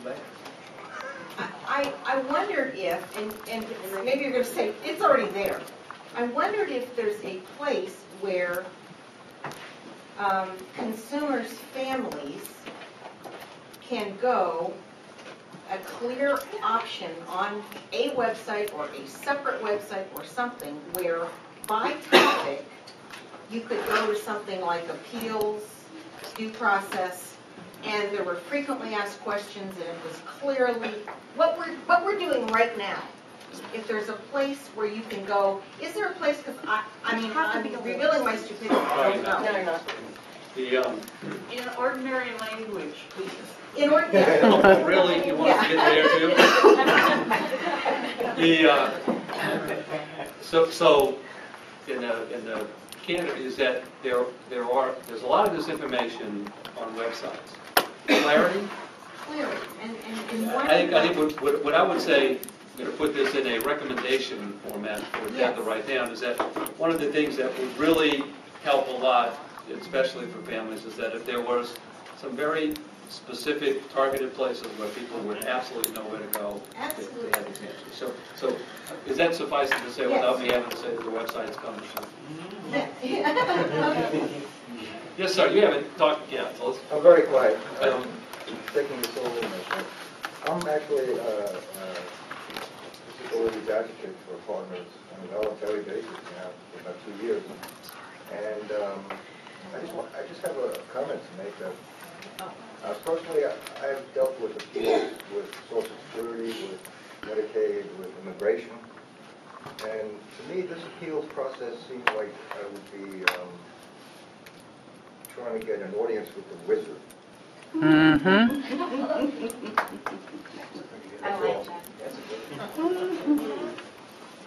that. All right, Mary, I promise I'll come back. Okay, thank you. I want to say I didn't do it. No, you had a question? Oh, okay, so Why don't you take a picture? CMS on their website, when you look up long-term services and supports, it always includes IDD individuals. So why, if we are looking for true system reform and we are going to reform Medicaid, why does DD remain carved out in North Carolina? Everything that is happening on the federal level puts elderly, serious and persistent mental illness, other adult disabled, and DD into one category of long-term services and supports. There is, and when that whole Medicaid Reform Advisory Group was going on, I kept asking and asking and asking. And if you're going to really push to get integrated care, then we need the same integrated care that the CAP-DA individuals, people in skilled nursing facilities, they're in institutions just as we are in ICFMRs. And this is the honest answer to it, is that one of the things that happens when you say you're going to go out and listen to people and then try to include what people tell you in the plan that you propose is that everybody doesn't say the same thing. But I think you know that I went on the road a lot and listened to a lot of people. We had a lot of folks come in, and I would say the vast majority, and I can't give you a percentage, but if it was below 90%, that would shock me. The vast majority of people, at least what you said, one, you can't destabilize the system again, which means you can't get rid of this MCO system because, frankly, we've gone through enough, so stop doing that. Two, we like the configuration of that, just improve it. And so that was what we heard back from people. Now, there were folks that said something different, and you were one of them, absolutely. But it is one of those things, when you listen to people, and there will be always somebody that feels differently, that I think we did a pretty good job of listening to what people said across the state. And that's really why we chose to do that. That's the real answer. It's the best answer I got. It's the right one. That's why. Yes, sir. If you wanted to take away 90% of the stress in this room right now, home support's daily pay rate would do it. It just fixed this whole deal. It'd take away from these appeals, you could use your last year's budget. It would fix it all. I think you heard it. I think we've written around several different ways. We've kind of written sideways, backwards, other ways. We've heard it. I promise you, we've heard it. We're writing it down. And again, I appreciate the clarity. Yeah, that's. Easy question. Now, the last one was I know about the you're air conditioning traveling. thing. That was the easy question. Oh, that was easy. Are you going, I know I've gotten announcements that you're going to the MCOs on the western side. Are you going all the way across? I think we have 10 scheduled, 10 visits. I can't remember the exact number, but Is there a list on the website. Yes. There is. And yeah, that is actually relatively easy to find. If you go on the front page of the MHCDSA division website, there's a place that says stakeholder meetings. That's It's it. also on the front of the DMA website. Also in front of the DMA website, so you can find it 2 places. And it lists the dates, the times, and the addresses for all of them. Perfect, thank you. Well, I love when we have an easy answer to it.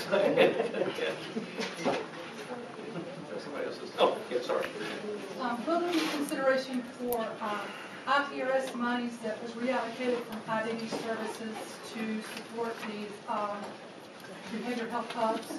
Will there be consideration to reallocate some state monies or these type of things for IDD services? I don't, and I'm going to say this, I don't know that there has been money moved from IDD services to support this. I don't, and I'm going to say I don't know that, and that's just an honest answer. I think we would want to know if that happened, and we would want to have a conversation with the MCO about that in terms of how would they assuring that the state service dollars that were needed for IDD were still in place. So we will go back and ask those questions. That's fair. Okay, I think you would. Well, I guess the due process issue, I've been through several appeals, and I guess this is a comment about many times in that scenario, it's really the way that. Let me interrupt you 1 second. I want to thank you, Representative, for coming. And just, if you don't mind, just let me say something. Is that our legislative leaders have a really difficult job, and despite some of the hits they get from people, they don't get paid a lot of money. In fact, they don't get paid any money, really. And it's a part-time job, and so to stay here until 8 o'clock at night to do this, I just want to thank you for that.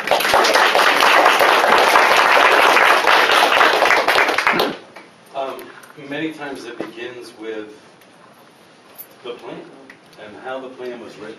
And it's not that that a care coordinator is, intentionally leaving things out. When you get in that appeal situation and you bring them more information, many times you don't always get everything that you want, but many times people get what they need. So I guess it's, I'm very passionate about independent plan writing. independent plan writing. Oh. Independent plan writing that's independent from the agency that makes the decisions about funding. If the burden is shifting to providers, then shift it to providers and pay providers to do that. Right. Yes. To tag along with that, because sometimes you don't even know what was actually submitted, until after you. Here. Because you don't always see it, so you don't know what information they made the decision on. What was discussed. Let me just ask a rhetorical question. So suppose you had a system, and I want you to put away your cynical side. Okay? It's hard to put away that side. Suppose there was a system that tried to develop an individual budget based upon needs, previous needs that people showed. This is going to be a part of that, other things that people bring into it. And you felt that there was a real process that allowed for reconsideration that was fair and equitable. Suppose that was the case, and then there was an individual budget assigned.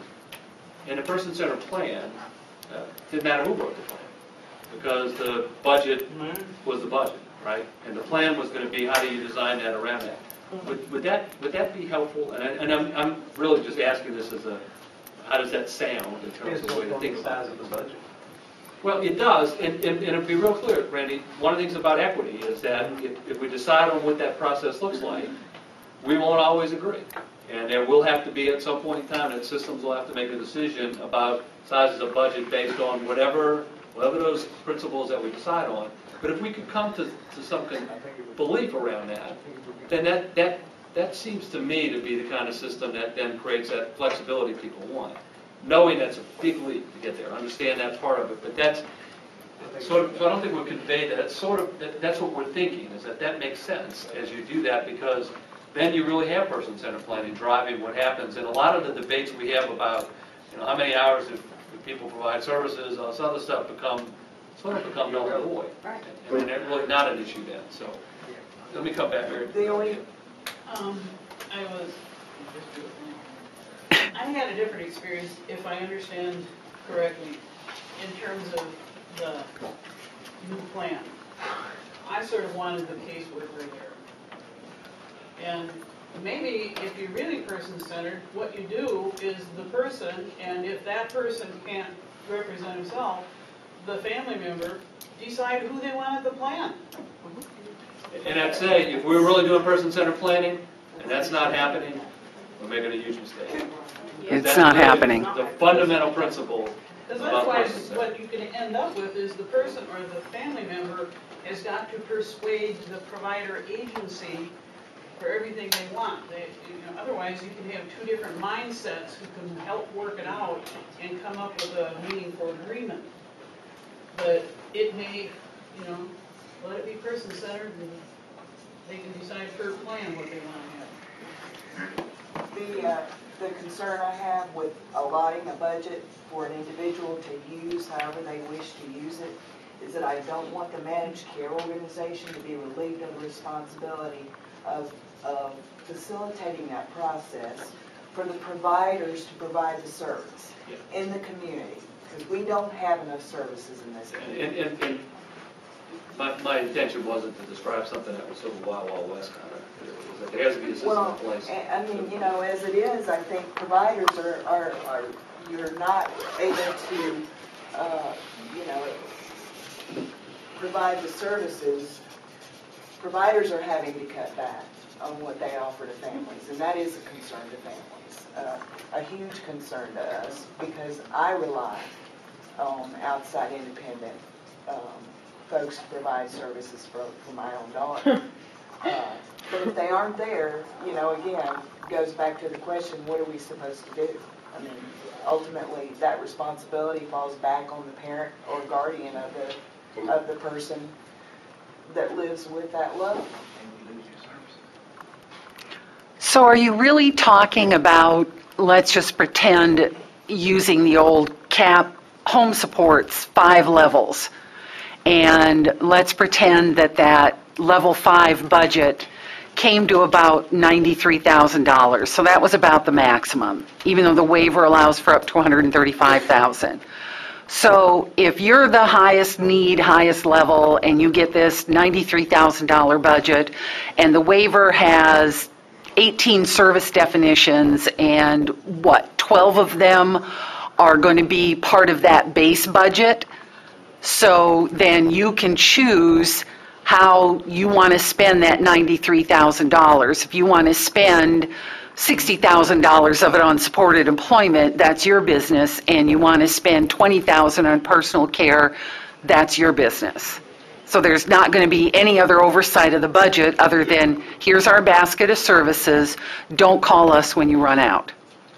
I would say that in the world where we wouldn't submit a waiver to CMS, that's what I'll tell you that my belief is that if you come to an agreement on an equitable way to reach an individual budget, you ought to make sure that people are following the law and that people are safe and secure, and then we need to get out of the way as much as possible. But, so the caveat, as you know, and I think everybody else knows, is that there are rules and regulations that we will wind up being constrained by how we do those things.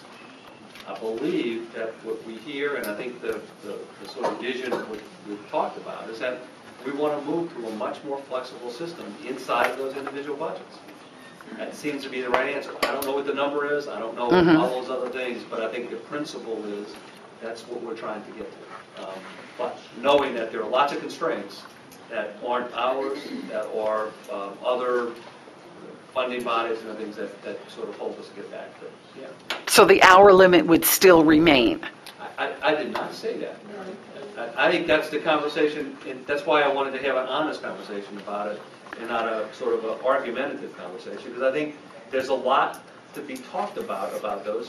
There are things on both sides of that have to be vetted, and there are reasons to want to have really good controls to make sure that the individual, because ultimately, as you know, in the CMS world, the individual is a recipient. And we have to, our job, our responsibility is to make sure we're protecting them. So we have to do that, and that has to be part of the process. I'm going to go off this topic here. Oh my, please don't, no. Yeah, no, I have a question. Are you guys looking at doing any other kind of evaluations other than the SITs? Because I personally, we've been on SNAP and we just had to take the SITs one, and for being a mother, they told me that my daughter had to be present, and I felt this big saying some of the stuff I had to say in front of my child, because they kept saying, okay, well, if your daughter was a normal 24-year-old, Oh, yeah. would you do this? Would she be able to do this if she was a normal? My daughter's never going to be a normal 24-year-old. So are you looking at doing other kind of, evaluations? I'll say that we are committed to having a system in the system, but I would say to you, and I think others would agree, if somebody's sitting there and talk to you that way, then we've got a problem with the SIS evaluator. That's how they all do it. They also come up with a The totally principle different thing. behind the SIS, obviously, is that if somebody was typically developing with supports, would they need these supports? But there's a better way to say it than That's the not way what that they you just say. described that. And I think that's I mean, when you feel this big, when you're sitting in front of your child. I think we've heard that from people, and I think that's one of the things that we have to work on. But the fundamental answer to it is yes, we're going to continue to use the SIS. But I think what you're saying, Then it needs to be we need kind to of redone. figure out how to do a better job at conveying those. Well, and they come up with a totally different evaluation than you just had 9 months ago by a psychologist. So, he comes and tells you one thing, and then she comes back and says, oh, your child can be, she doesn't need what he said. So it's like, 2 different things they're being told. I think part of our process will be involving other assessments that come in. The SIS will be the one that we use as a formal piece of that, but the process is to bring other assessments in also. But they do refer, if you had a normal 18-year-old child, 21-year-old child. Deb, I don't. Every time. One, disclosure, clearly not a clinician, I don't have that background, but if that's what people are saying, and they're saying it that way in front, then I think we've got to talk to people. Yeah, I contacted, Smokey, and I told him that she'll never sit in another one. They can look at her, they can come and visit her at school, but I will never sit in a room and degrade my child the way that I degraded her that day. And I think clearly that's not what our intention is, obviously. And I will tell you, I don't think the developers of that tool have any of that intention. Yeah. So. And it's not just on this side, it's all over the state. Yep. And we were from Alexander County area. I don't know if that makes a difference or not. I'm looking at you. Okay. I appreciate those comments. I just want to be really cognizant of time. So we said we go to 8:30. It's 10 minutes more. We'll stay later. That's not the issue. But I'd also know that we said last night there. We know a lot of you, and you guys will passionate, and so you talk all night if we stand here. So we don't want to force you to do that. So we do want to try to stop there. But if we have to go long, that's fine. But just to make sure. Yes, ma'am. Create a system where people can comfortably and anonymously make suggestions for improvement, for something like that, where you don't have to worry that somebody's going to lose their job. Try to avoid punishment and use information for growth. And it should be anonymous, but just if it's open enough, then people will give it to you frequently. You know, how long has she been waiting with that piece of information in her heart before she finally brought it up at a meeting? Whereas it should be casual. Oh, I have this thought. And most of us are just used to the old language and just haven't grown out of it. It can take a long time to change it. I really appreciate you saying that. I think that's something that we absolutely have to do, whether it's electronically, probably there's multiple ways to do that, that people have an opportunity to comment and give suggestions on quality improvement. Really, that's what we're looking for. I think that's really important. This is kind of off the subject of the film, but as a provider, there's sometimes within the innovations we have, it's very complicated when people have spin down and or if they're limited care, but they want more than their limited care, and where private pay comes into that. And so families creatively do that if it's with their staff outside of the provider or so forth and so on. And as we're talking about flexibility, not that we can always provide every service or every hour they want within the waiver, but could there be ways to explain how that line, provider line versus private pay, because they could pay for that service or a part of that service and have the same staff and not have to go and do, you know what I'm saying? It could be, if there could be a much cleaner line of how to help with that.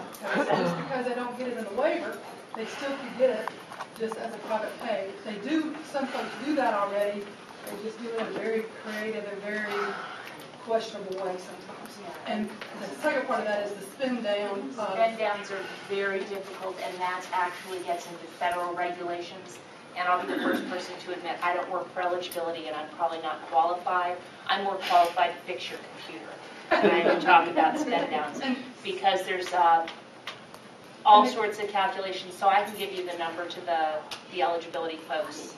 And really it comes into the interpretations of what the innovations manual says of how does a provider, do they bill for the rest of that, do they not, do they, you know what I'm saying? Yeah, the innovations waiver services, though, can be utilized to meet the spend down. That's definite. So just some clarity. I think we heard that a lot last night, too, about clarity and how to get those things. You mentioned that you thought that you heard what they were saying about creating a system where you can make suggestions easily. And I'm thinking your cell phone number. No, I'm kidding. 919. Unfortunately, I kept one of the cell phones from my old job. But we will give you numbers. That's my office number. Feel free. I don't know why they gave me a capital H that's left, or A that's left over, but that's my phone number. Call me if you need me. It's her email and her phone number is up there. Possibly. It was underneath her email, the part go down on the page where the capital. All right, so you can look her up as a state employee. Before we close, I want to just say a couple things. One is that when I joked about you, I thought it was a joke, maybe it wasn't. When I joked about you could beat me up, then please don't do the other folks on it. One things I do want to recognize, one, is that there are still a bunch of LME MCO staff in a room, stage, and I think that's very important to recognize, that people are caring, they want to hear what people have to say. I also want to tell you that Deb and Suzanne and you guys have come a long way from state staff, and so I got recruited to do this job in a different way. These guys are long-term state employees, and I think there's often a comment that people don't think state employees work long hours, but these guys willingly did it. Holly's out here, and they're all running out here, and they didn't dodge this effort. In fact, several of them wanted to come to another meeting. We told them not to, so I just wanted to comment on that. We appreciate you guys all being here. We really appreciate the LME staff and y'all giving us the time to do that. We'll spend some time after. Here's the process. Somehow we're going to try to get all of this stuff that we've heard from people. We're going to continually put it out on a website where you can find it and let y'all know where that's at. See what people are saying. And we're going to invite your comments, both email and phones and every other way you can to get there. And we'll be around other places in the state. So know that that's happening. And we may not be able to do, and we won't be able to do everything people want. But our commitment to you is to tell you that what we can do and why, what we're going to try to do, and hope we continue to engage in the process. So I want to thank everybody for all your comments and your passion about those comments. See you next time.